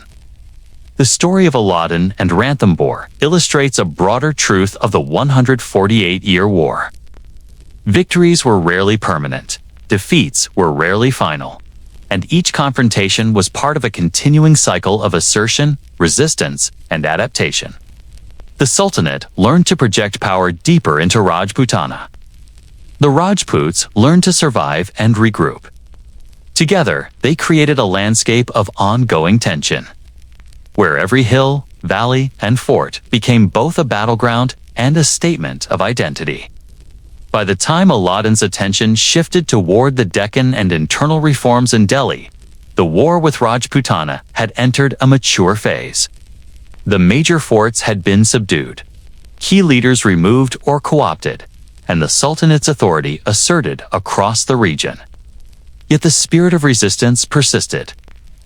Rajputana remained fragmented but unbowed, its clans watching for opportunities to reclaim lost honor, territory, and autonomy. The lessons of this period would echo through the subsequent decades, that Delhi's power, even under a formidable ruler, could be challenged. That Rajput resilience could endure beyond temporary defeats, and that the landscape of war in North India was as much about endurance, strategic patience, and identity as it was about armies and sieges. The siege of Ranthambore, the campaigns of Alauddin Khalji, and the political rearrangements that followed thus represent both culmination and continuity. A demonstration of the Sultanate's military capacity, the limits imposed by geography and culture, and the enduring character of Rajput's defiance. This balance between conquest and survival, dominance and resistance would shape the next chapters of the war, carrying forward the story of a subcontinent locked in a prolonged struggle that spanned generations.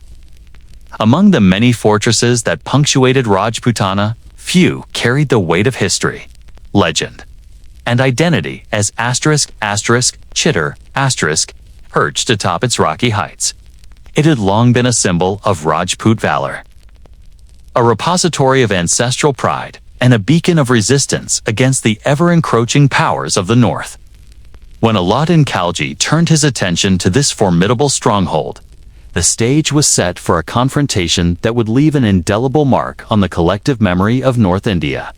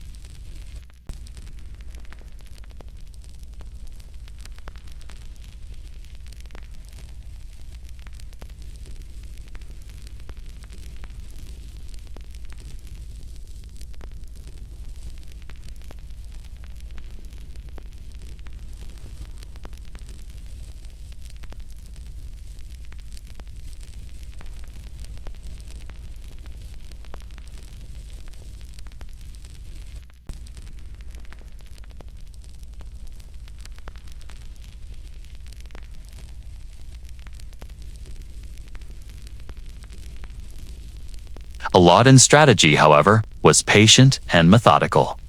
He understood that the strength of Rajput resolve was formidable, and that only sustained pressure could break it. Catapults battered the walls, siege towers inched closer, and engineers undermined key sections of the fort. Simultaneously, supply lines to the fortress were severed, and raiding parties struck nearby villages to prevent any support from reaching the defenders. The Sultan combined brute force with calculation, recognizing that Chittor's fall would reverberate across the region, signaling the dominance of the Khalji Sultanate. Inside Chittor, the defenders turned desperation into valor. Accounts recount acts of extraordinary courage. Warriors leaping from walls to engage attackers, commanders leading sorties to disrupt enemy formations, and citizens aiding the defense despite hunger and exhaustion. The siege became more than a military engagement, it was a testament to Rajput's identity. A physical enactment of values that placed honor, loyalty, and duty above life itself.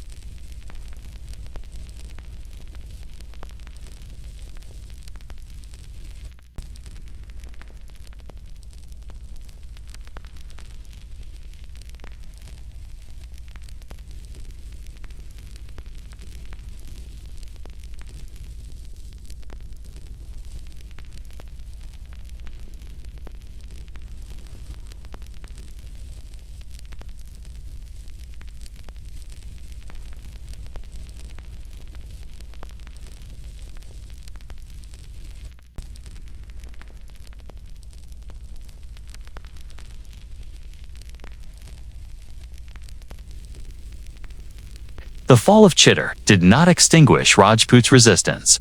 Instead, it reinforced the sense of shared identity, fueling future generations with the memory of sacrifice and courage. The impact of Chittor's siege extended beyond the immediate political and military consequences. For the Rajputs, it became a defining episode in the formation of collective memory.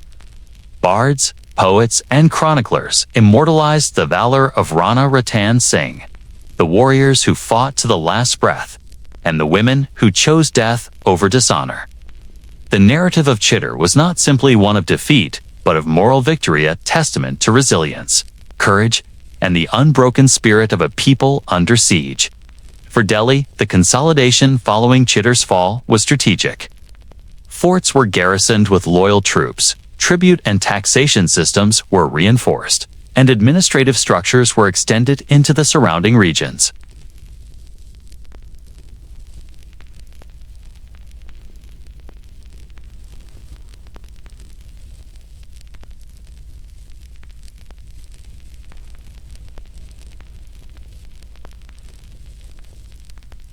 Yet even amid this temporary consolidation, the seeds of continued conflict remained.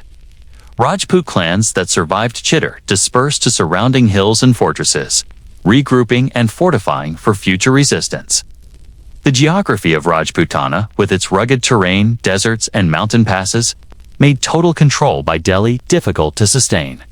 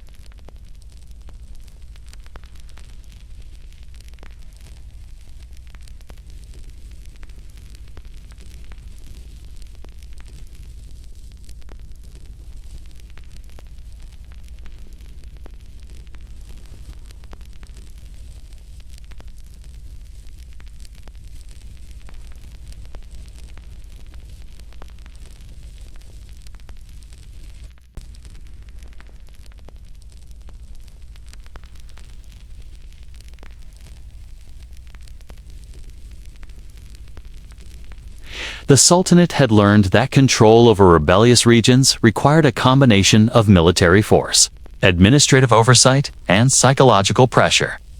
For the Rajputs, Chittor became both a cautionary tale and a source of inspiration. The memory of heroism and sacrifice fueled new strategies, fortifications, and alliances.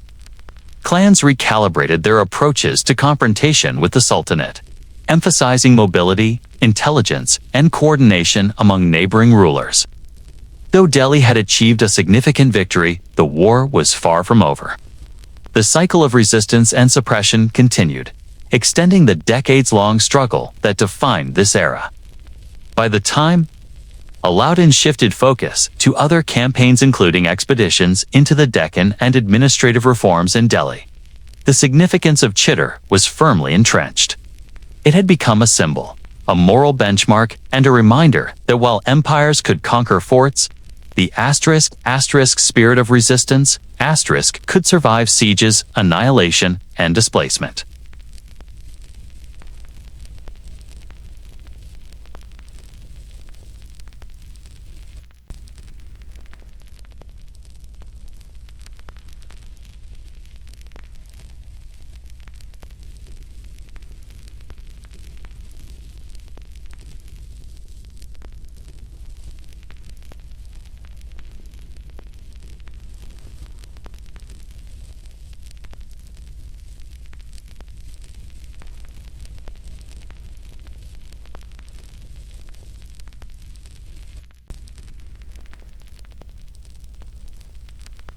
And narratives that would guide future generations of rulers, commanders, and warriors. Thus, the Siege of Chittor represents more than a single military episode. It is a prism through which the dynamics of power, honor, and resistance in medieval India can be understood. It demonstrates the interplay between human valor and strategic calculation, the persistence of cultural identity under pressure, and the long arc of conflict that characterized the 148-year struggle between the Delhi Sultanate and the Rajputs. For Alauddin Khalji and the Sultanate, Chittor was a decisive but incomplete victory, a testament to the capabilities of centralized authority and the effectiveness of methodical, patient warfare. For the Rajputs, it was a defining moment of courage and resilience, a story that would endure in memory, song, and legend. And for the history of North India, it marked a turning point where the interplay of honor, power, and survival crystallized into a narrative that would resonate for centuries to come.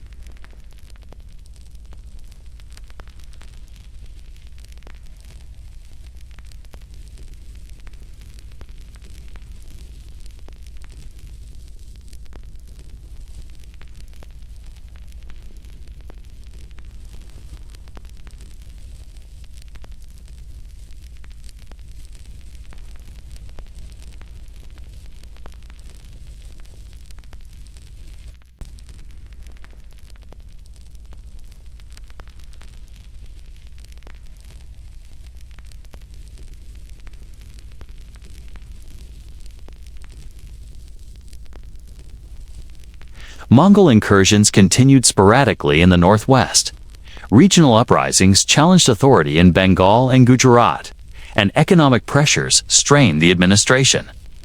Against this backdrop, Rajput clans exploited opportunities to expand influence.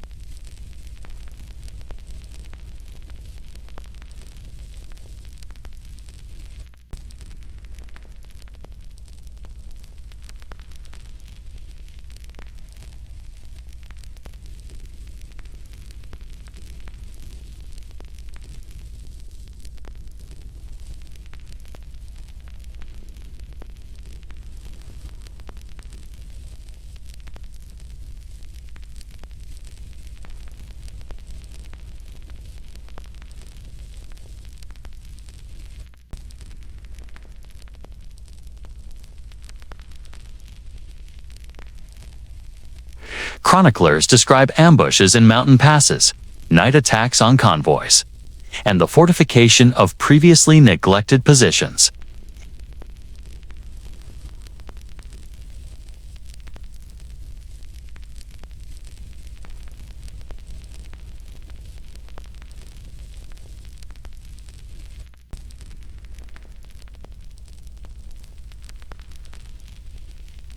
Troop loyalties were fragile, and resources were spread thin across the northern plains and western frontiers.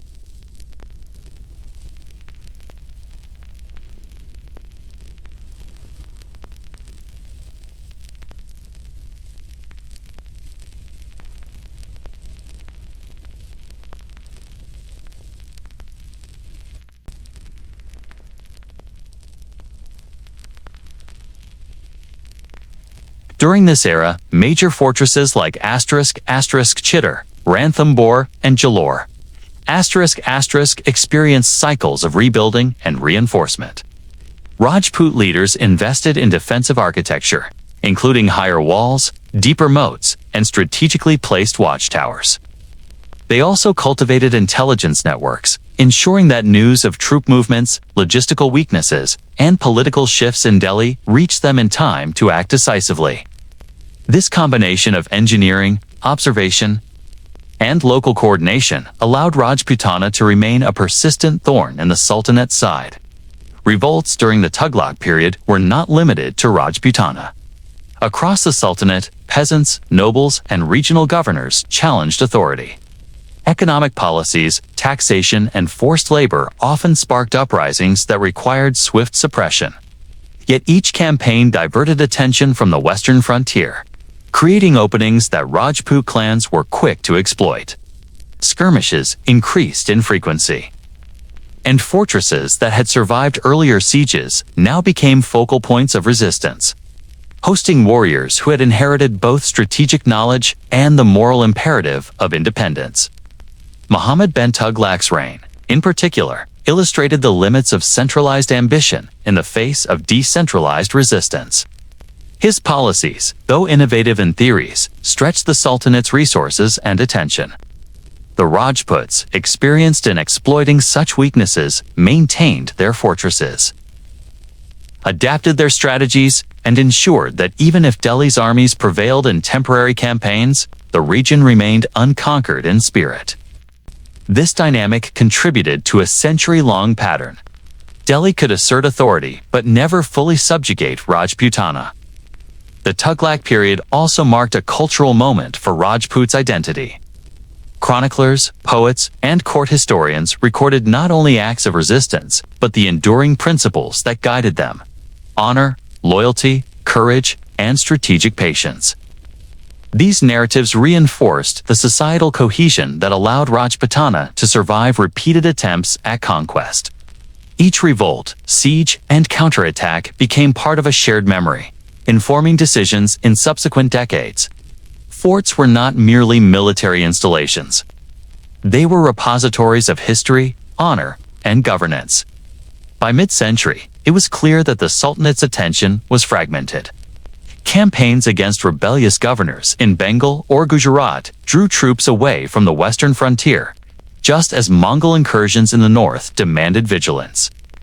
Rajputana's leaders capitalized on these distractions, conducting raids, fortifying positions, sometimes negotiating temporary truces that preserved autonomy while buying time for preparation. In effect, the Tughlaq period reinforced a strategic reality. The Sultanate could dominate the plains, but the hills, deserts, and forts of Rajputana offered both refuge and leverage for independent rulers. The instability under Ghiyas, Uddinay, and Muhammad bin Tughlaq left a lasting legacy. While the Sultanate's army was formidable, its governance structures remained vulnerable to disruption, rebellion, and logistical strain. Rajputana, by contrast, benefited from decentralized networks, a deep knowledge of terrain, and cultural cohesion that transcended individual leaders. This contrast defined the continuing war. Delhi could capture forts, levy tribute, and enforce temporary obedience. But it could never eliminate the political, social, and martial frameworks that allowed Rajputana to endure. Ultimately, the Tughlaq era illustrates the *** interplay between centralized ambition and decentralized resilience ***. The Sultanate's campaigns, though extensive and sometimes brutal, could not achieve total conquest. Rajput states survived not only through force, but through adaptation, foresight, and the preservation of identity. Each revolt and counter-campaign reinforced the lesson that the war for Rajputana was not a singular event, but a multi-generational struggle, shaped by geography, culture, leadership, and the enduring memory of previous resistance. By the end of the Tughlaq dynasty's initial decades, the pattern of warfare was firmly established. Delhi could project power, assert authority, and capture key fortresses. Rajputana, however, remained resilient, rebuilding fortifications, maintaining alliances, and exploiting every weakness in the Sultanate's attention.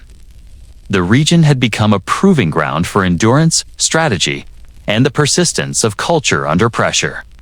The 148-year war was no longer merely a contest of armies. It had evolved into a prolonged interplay of governance, resistance, and adaptation. In this context, the subsequent rise of regional powers, internal factionalism in Delhi, and intermittent external threats would continue to define the nature of the conflict. Rajputana emerged as a region where local autonomy, martial skill, and strategic patience allowed rulers to withstand even the most formidable adversaries. The Tughlaq period, with its chaos, rebellion, and intermittent warfare, demonstrated that control over territory did not equate to control over people. Ideals or identity, a lesson that would resonate through the remainder of the 148-year struggle. By the mid-14th century, the Delhi Sultanate had endured decades of turbulence, internal rebellion, and external threats. The Tughlaq dynasty, despite its earlier brilliance, now faced the limitations of centralized authority stretched across an increasingly fragmented subcontinent. Among those who sought to restore order, Firuz Shah Tughlaq emerged as both a ruler and a strategist. Determined to reign in rebellious territories, stabilize administration, and assert control over the ever-resilient Rajput states. Firuz Shah inherited a sultanate weakened by the excesses of his predecessors, including Muhammad bin Tughlaq's ambitious projects which had drained resources, alienated governors, and spread forces thin across distant provinces.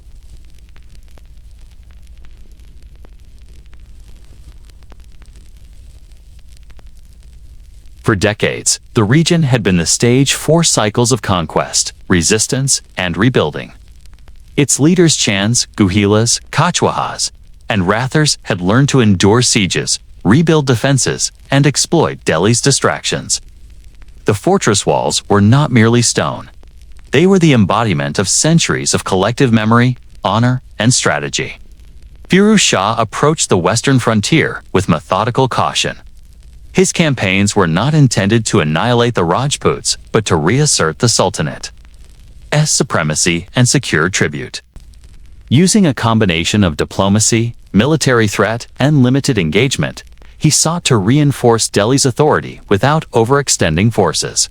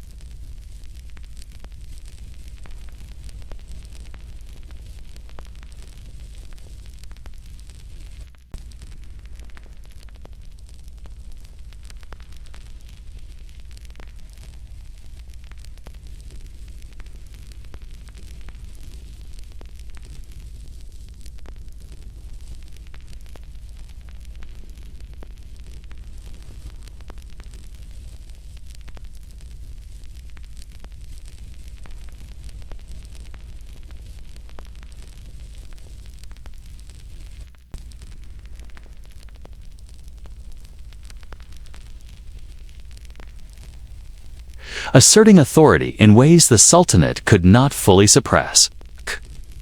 Mur, Amber, Marwar, and Bundi became centers of semi-autonomous governance, with rulers consolidating power internally while outwardly acknowledging Delhi when expedient.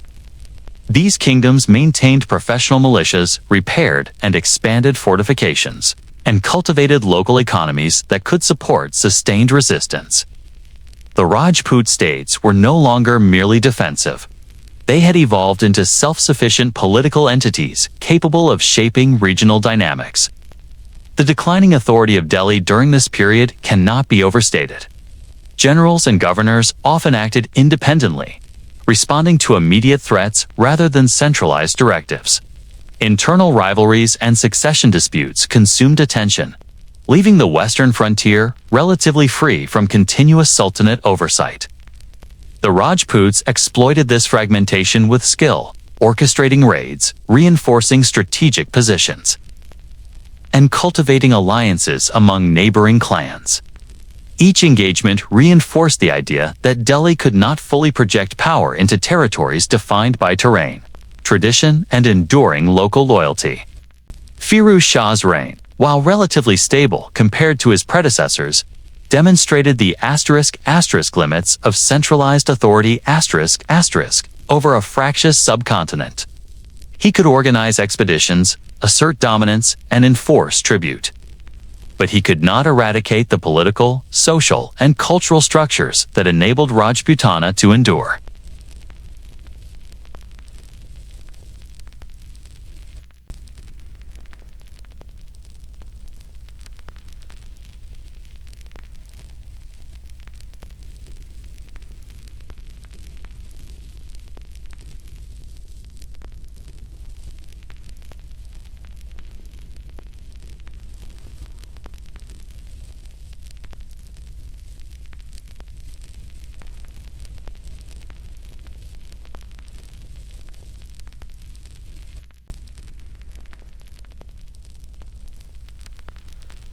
Rajput leaders responded with strategic resistance, fortifying regrouping, and sometimes negotiating temporary truces that allowed both sides to save face. The pattern was clear. Permanent victory was impossible. Temporary assertion of authority was achievable. This dynamic shaped the political geography of North India, creating a patchwork of controlled, semi-independent, and fully autonomous territories. Regional power blocks began to emerge with a sophistication that foreshadowed later political developments. Muir, under Ghurid leadership, consolidated its territories and maintained vigilance over Chittor and surrounding forts. Amber, controlled by the Chauhans, extended influence over Jaipur and adjacent regions.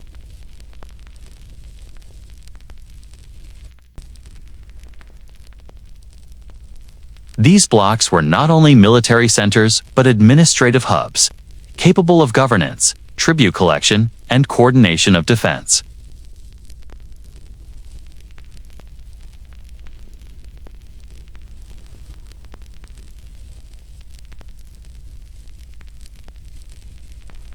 The persistence of Rajput's identity during these struggles was remarkable. Chroniclers describe the careful transmission of martial knowledge, fortification techniques, and diplomatic strategy across generations. Children were trained in combat, leadership, and the code of honor that had guided forebears for centuries. Fortresses became schools of resilience, and stories of previous sieges Chittor, Ranthambore, and others served as both cautionary tales and inspiration. This continuity ensured that even as Delhi projected military might, the Rajputs retained the cultural and strategic tools to endure for generations. Firuz Shah's later years were marked by attempts to institutionalize control, but the Sultanate faced systemic challenges.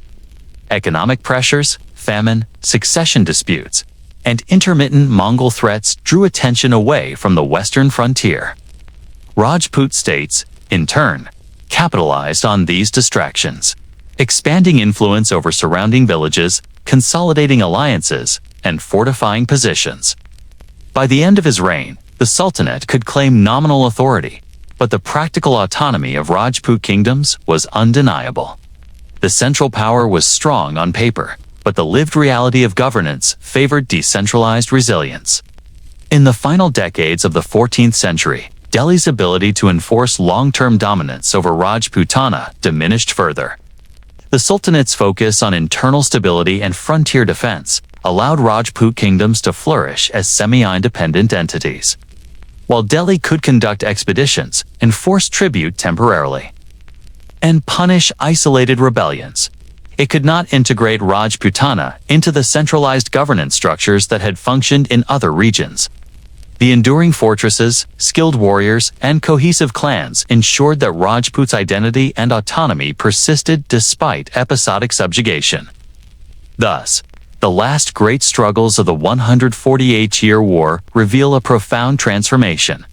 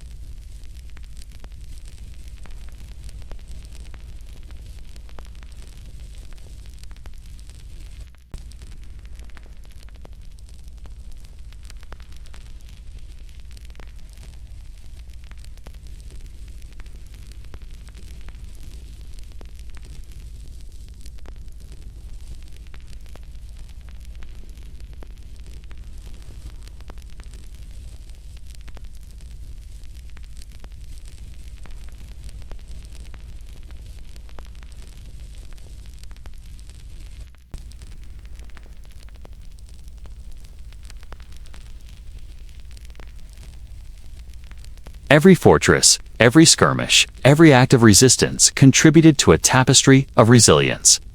An assertion, a history of conflict that defined the era, the landscape, and the people who lived through it. The Delhi Sultanate had expanded, conquered, and endured. The Rajputs had resisted, adapted, and persisted. Together, they had created a century and a half of struggle that shaped the destiny of a region and left a lasting imprint on the HF. I tore the HL motive on the HL stay, imprint on the HL state's long-lasting color. The Rajputs had resisted, adapted, and persisted. We took to us. We to might. You took tie to see me, for we see it. We see with why they see it. We see with Camiller. We see why see it. By I see it. By we see it. We see it. I see it. I it. Go I it. I say cat to sit. Do you to see it? Sickry kid it. We lie it. Tie it up with it. We to be utly it get to sit. Kid to date. I say could it get it to the hot about it's just at this if it's it cut it by that it's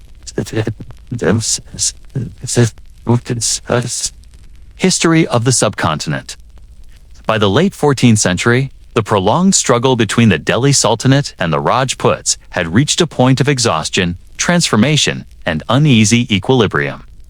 What had begun as a series of raids, sieges, and battles sparked by the Ghurid invasions and carried forward through Khalji and Tughlaq.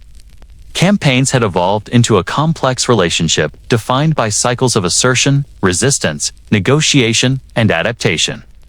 The final campaigns of the Sultanate were decisive in terms of immediate authority, but limited in their ability to achieve lasting conquest. Firuz Shah Tughlaq and his successors recognized that the constant drain of resources, attention, and manpower required a strategic recalibration.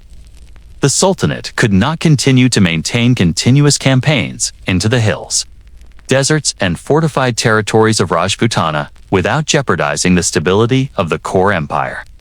The Rajputs, meanwhile, had endured sieges, raids, and coercion, yet had preserved identity, governance structures, and military readiness. Over decades, a tacit understanding emerged. Delhi could assert influence, exact tribute, and occasionally enforce submission, but the region's internal autonomy could not be permanently erased. The final campaigns of the 148-year war were characterized by targeted sieges, punitive raids, and diplomacy, rather than full-scale conquest. Delhi's armies would march into rebellious areas, impose authority, and then withdraw once tribute or loyalty was assured. Rajput leaders, pragmatic and resilient, often complied when necessary, only to rebuild fortresses, reinforce armies, and reassert independence as soon as the Sultanate's attention shifted. This cycle, repeated for generations, reflected a profound strategic equilibrium. Victory in the short term, endurance over the long. Among the most symbolic outcomes of this period was the stabilization of major Rajput strongholds, fortresses like Chittor, Ranthambore, Jalore, and Amber. Became semi-autonomous hubs of power.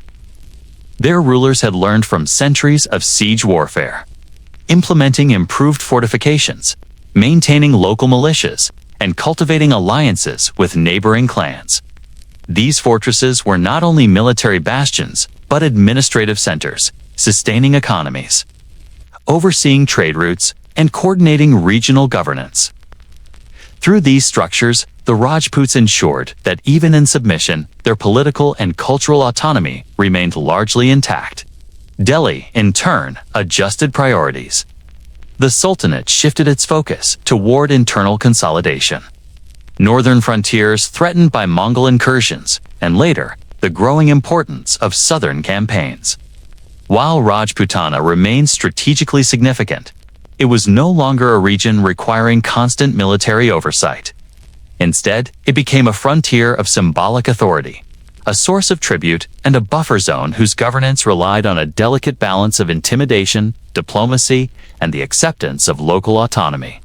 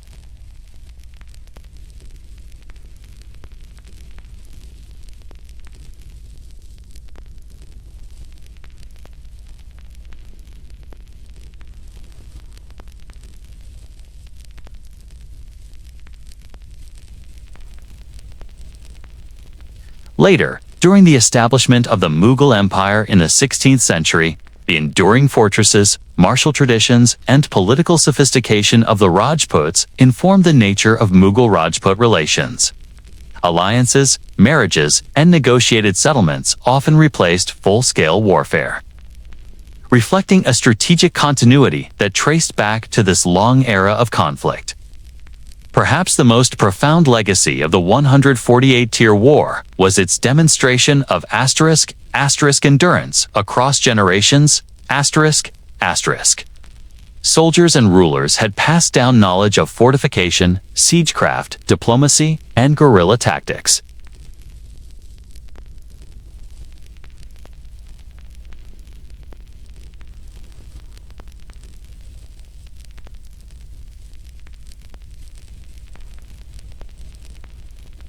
The war was as much about continuity as it was about conquest, a struggle defined by the transmission of resilience through time.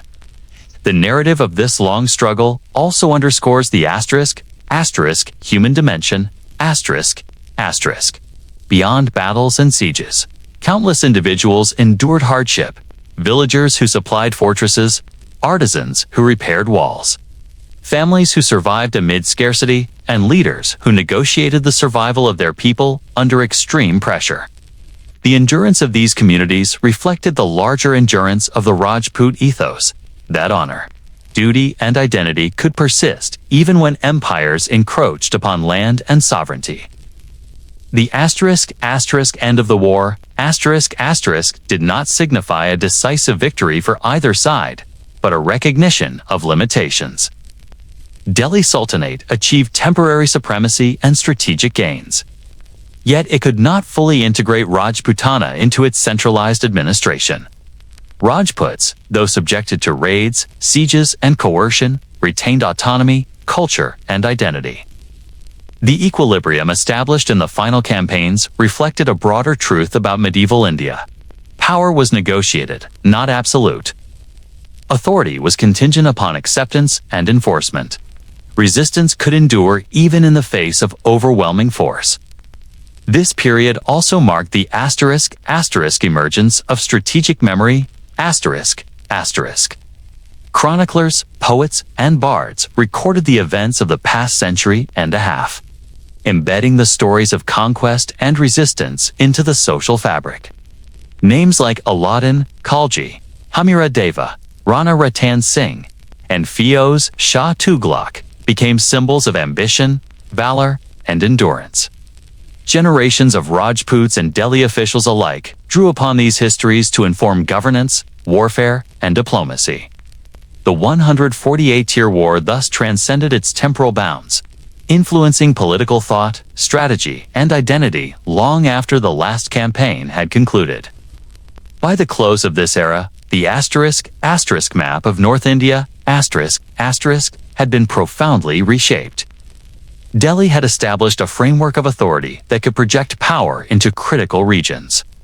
Rajputana, through fortresses, alliances, and martial culture, had consolidated into semi-autonomous kingdoms capable of defending identity and territory. The stage was set for subsequent centuries in which these dynamics would continue to shape the rise and fall of empires, the formation of alliances, and the enduring interplay between centralized power and regional resilience. In conclusion, the 148-year war between the Delhi Sultanate and the Rajputs stands as a testament to ***. The enduring struggle between conquest and resistance, authority and autonomy, ambition and resilience, ***. It was a conflict defined by cycle siege and fortification, raid and counterattack, submission and defiance, but also by continuity, cultural memory, and the transmission of values across generations. Empires rose and fell. Fortresses changed hands. Leaders came and went. Yet the essence of Rajput's identity, the strategic vision of the Sultanate, and the lessons of endurance persisted, shaping the political and cultural landscape of India for centuries to come. The war's legacy resonates far beyond military campaigns. It is reflected in the fortresses that still dot Rajputana, in the chronicles that recount heroism and strategy, and in the ethos of resilience that characterized both rulers and subjects alike. This was a war of endurance, a war of generations, and a war that defined an era. It reminds us that history is not only measured by victories and losses, but by the capacity of people, culture, and strategy to survive across time against even the greatest of forces. The story of 148 years of war between the Delhi Sultanate and the Rajputs is not merely a tale of armies clashing or fortresses falling. It is a story of endurance, of human determination etched into the landscape, the culture, and the very memory of a people. Why did this conflict last nearly a century and a half? The answer lies not in singular battles or decisive victories, but in the complex interplay of geography, politics, identity, and resilience, that defined medieval North India. From the Ghurid invasions through the Khalji and Tughlaq campaigns, Delhi sought to impose authority across a fragmented subcontinent. Its armies were disciplined, its strategies innovative, and its leaders ambitious. Yet Rajputana resisted not only through martial skill, but through terrain, strategy, and deeply rooted cultural cohesion. The hills, deserts, and fortresses of Rajputana were more than obstacles. They were tools of survival. They allowed a dispersed people to endure sieges, raids, and coercion, and to transmit knowledge, courage, and leadership across generations. The endurance of the Rajputs was both practical and symbolic. Practically, it allowed them to rebuild fortresses, train new warriors, and maintain control over villages and trade routes. Symbolically, it reinforced a *** code of honor, a commitment to lineage, and the idea that autonomy was inseparable from identity ***. Every siege they survived, Every tribute they negotiated, and every raid they repelled, was an affirmation of continuity. In this way, the war became not simply a series of military campaigns, but a prolonged exercise in the preservation of culture and political identity. For the Delhi Sultanate, the struggle revealed the *** limits of centralized power ***. Emperors like Alauddin, Khalji, and Firuz Shah Tughlaq could launch campaigns, capture forts, and impose tribute. Yet the practical reality of governing distant, rugged, and fiercely independent territories demanded compromise. Authority was asserted episodically, but autonomy was never fully extinguished. The Sultanate's strength lay in its ** capacity to project force and command loyalty temporarily ***, while its weakness lay in the inability to erase deeply rooted local governance, social cohesion, and martial traditions. The consequences of this prolonged conflict went beyond politics and territory. Centuries of warfare shaped *** cultural memory ***, creating a shared history that bound generations of Rajputs together. Stories of valor, sacrifice, and strategic ingenuity became part of the social fabric, retold in chronicles, poems, and oral traditions. Even defeats Chittor, Ranthambore, Jalore were transformed into narratives of moral victory, reinforcing principles of honor, duty, and collective resilience. The war was a crucible in which identity was forged as strongly as any sword or fortress wall. Equally, the Sultanate evolved through this prolonged struggle. The administrative, military, and political lessons learned in Rajputana informed governance elsewhere in the empire. Delhi develops *** strategic patience, logistical sophistication, and an understanding of decentralized power ***, learning that permanent conquest required more than sheer force. Tribute, alliances, and temporary submission became part of a larger strategy that balanced coercion with pragmatism. In essence, the war helped shape the *** institutional memory and strategic culture *** of the Delhi Sultanate, influencing rulers long after the first campaigns of the 12th century. The war also demonstrates the *** interdependence of memory, landscape, and identity ***. Every fortress, hilltop, and desert pass carried both tactical significance and symbolic meaning. Chittor, Ranthambore, Amber, and Jalore were not just military installations. They were repositories of pride, ancestry, and cultural ethos. To defend a fortress was to defend history itself, to assert continuity in the face of transient power. For the Rajputs, the act of resistance was inseparable from the act of preservation not only of territory but of ***, what it meant to be Rajput ***. Across this century and a half, ordinary people endured alongside warriors. Villagers supplied food, water, and labor. Artisans repaired walls and weapons.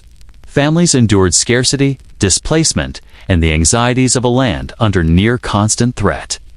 These human stories less recorded, yet no less significant reveal that endurance was not only martial, but ***, social and communal ***.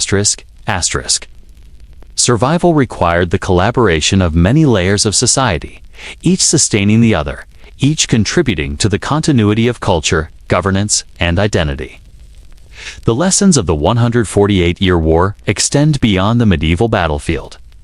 They illuminate the *** limits of centralized ambition ***, the importance of local knowledge, and the power of cultural cohesion in the face of repeated disruption. They remind us that authority is never absolute, and that resilience can manifest in ways that outlast armies, fortresses, and dynasties. The war demonstrates that *** identity, memory, and honor are strategic assets as potent as any sword or siege engine. The conclusion of the war did not result in a decisive victory for either side, yet it left a lasting imprint on the subcontinent. The Delhi Sultanate maintained nominal authority, tribute, and symbolic power, but it could not permanently suppress the Rajputs. Rajputana emerged stronger, its kingdoms more cohesive, its fortresses more formidable, and its martial culture deeply entrenched. This balance of power set the stage for later historical developments, From the rise of Mughal as a regional power to the strategic negotiations with the Mughals centuries later. The endurance of Rajput's identity forged in these 148 years informed both resistance and alliance in subsequent generations. The war also shaped political culture, Both the Sultanate and the Rajputs learned to navigate the fine line between conflict and accommodation. Temporary submission, tribute, alliances, and negotiation became tools of survival. Fortresses were reinforced not just against physical attacks, but as symbols of legitimacy, governance, and social cohesion, Military strategy was inseparable from political calculation, and the war transformed both the art of leadership and the understanding of sovereignty in medieval North India. Culturally, the period left a rich legacy that persists even today. Chronicles, poems, ballads, and oral traditions preserve the memory of the struggle, enshrining acts of courage, sacrifice, and ingenuity. Festivals, ceremonies, and collective remembrance in Rajputana drew upon the lessons of these centuries, ensuring that identity and pride were transmitted across generations. These narratives are not relics. They continue to shape local memory, historical consciousness, and the interpretation of the past. Even in modern India, the resonance of this period is palpable. Fortresses stand as enduring monuments of strategy, resilience, and endurance. Histories of the Rajputs continue to inspire admiration for courage and integrity. The story of the Sultanate and Rajputana reminds us that the past is a dialogue between power and resistance, between ambition and endurance, and between the ephemeral authority of empires and the lasting strength of local identity. Ultimately, the 148-year conflict teaches a profound lesson that history is made as much by endurance as by conquest. Victory is transient. Survival endures. Delhi may have conquered fortresses, exacted tribute, and imposed temporary authority. But it was the Rajput commitment to honor, strategy, and communal cohesion that allowed culture, governance, and identity to persist through centuries of challenge. The war exemplifies the balance between force and resilience, ambition and adaptation, authority and autonomy. The war's end did not conclude human endurance. It reframed it. Rajput states consolidated, Delhi recalibrated, and the cycles of negotiation, tribute, and occasional skirmish became a stable pattern. The 148 years of conflict became, in effect, a school of survival and governance, shaping the strategies, ethos, and expectations of rulers and subjects alike. Generations learned the art of resistance, the value of alliances, and the importance of historical memory in sustaining identity. As we reflect on this long chapter, one cannot help but feel a profound respect for the people who lived through it. Soldiers, rulers, villagers, and families. Endured sieges, raids, famine, and political uncertainty. Their resilience, courage, and ingenuity ensured not only the survival of territories and fortresses, but the persistence of ideals, principles, and cultural memory. The story of this era is not simply about war. It is about the human capacity to endure, adapt, and preserve identity across generations. The Delhi Sultanate and the Rajputs, through their struggles, left a legacy of strategic patience, political sophistication, and cultural endurance. The fortresses, the martial codes, the alliances, and the narratives of heroism became part of a shared history that shaped the evolution of the subcontinent. Each siege, each revolt, each negotiation contributed to a tapestry of human experience that resonates centuries later. In the end, the 148-year war was as much about ideas and identity as it was about territory and authority. It reminds us that endurance is not merely the capacity to withstand force, but the ability to transmit values, strategies, and memory across time. The Delhi Sultanate's ambition and the Rajputs' resistance together created a historical epoch defined by both conflict and continuity. By the power of empires and the resilience of communities. This is the legacy we inherit. The stones of Chittor, the walls of Ranthambore, the tales of heroism, and the enduring governance structures all speak to a people who faced centuries of adversity and emerged with their identity intact. They remind us that history is not simply a record of victories and defeats, but a chronicle of human courage, adaptation, and the unbroken spirit of generations. The story of the Delhi Sultanate and the Rajputs is, in essence, a story of human resilience against relentless pressure,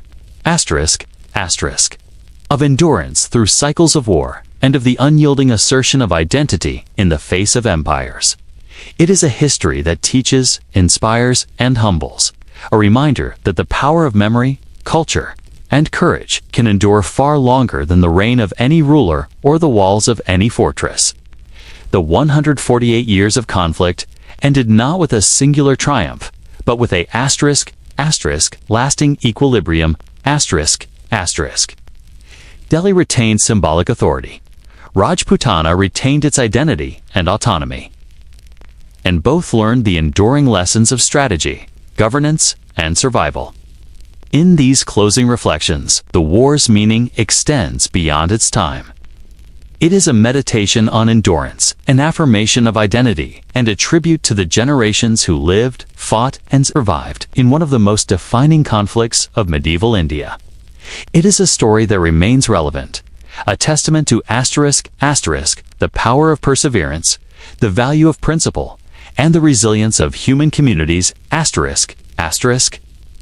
The Delhi Sultanate and the Rajputs shaped each other through centuries of struggle, leaving a legacy of courage, strategy, and identity that continues to echo across the centuries, reminding us that history is measured not only by conquest, but by the capacity to endure. The 148-year war is, ultimately, a lesson in patience, resilience, and the enduring human spirit. It is a chronicle of a people who refused to be erased, of a culture that survived despite relentless pressure, and of a region whose history was shaped not only by rulers but by the enduring will of those who inhabited its lands. It is a story of survival, identity, and honor. It is a story that continues to resonate.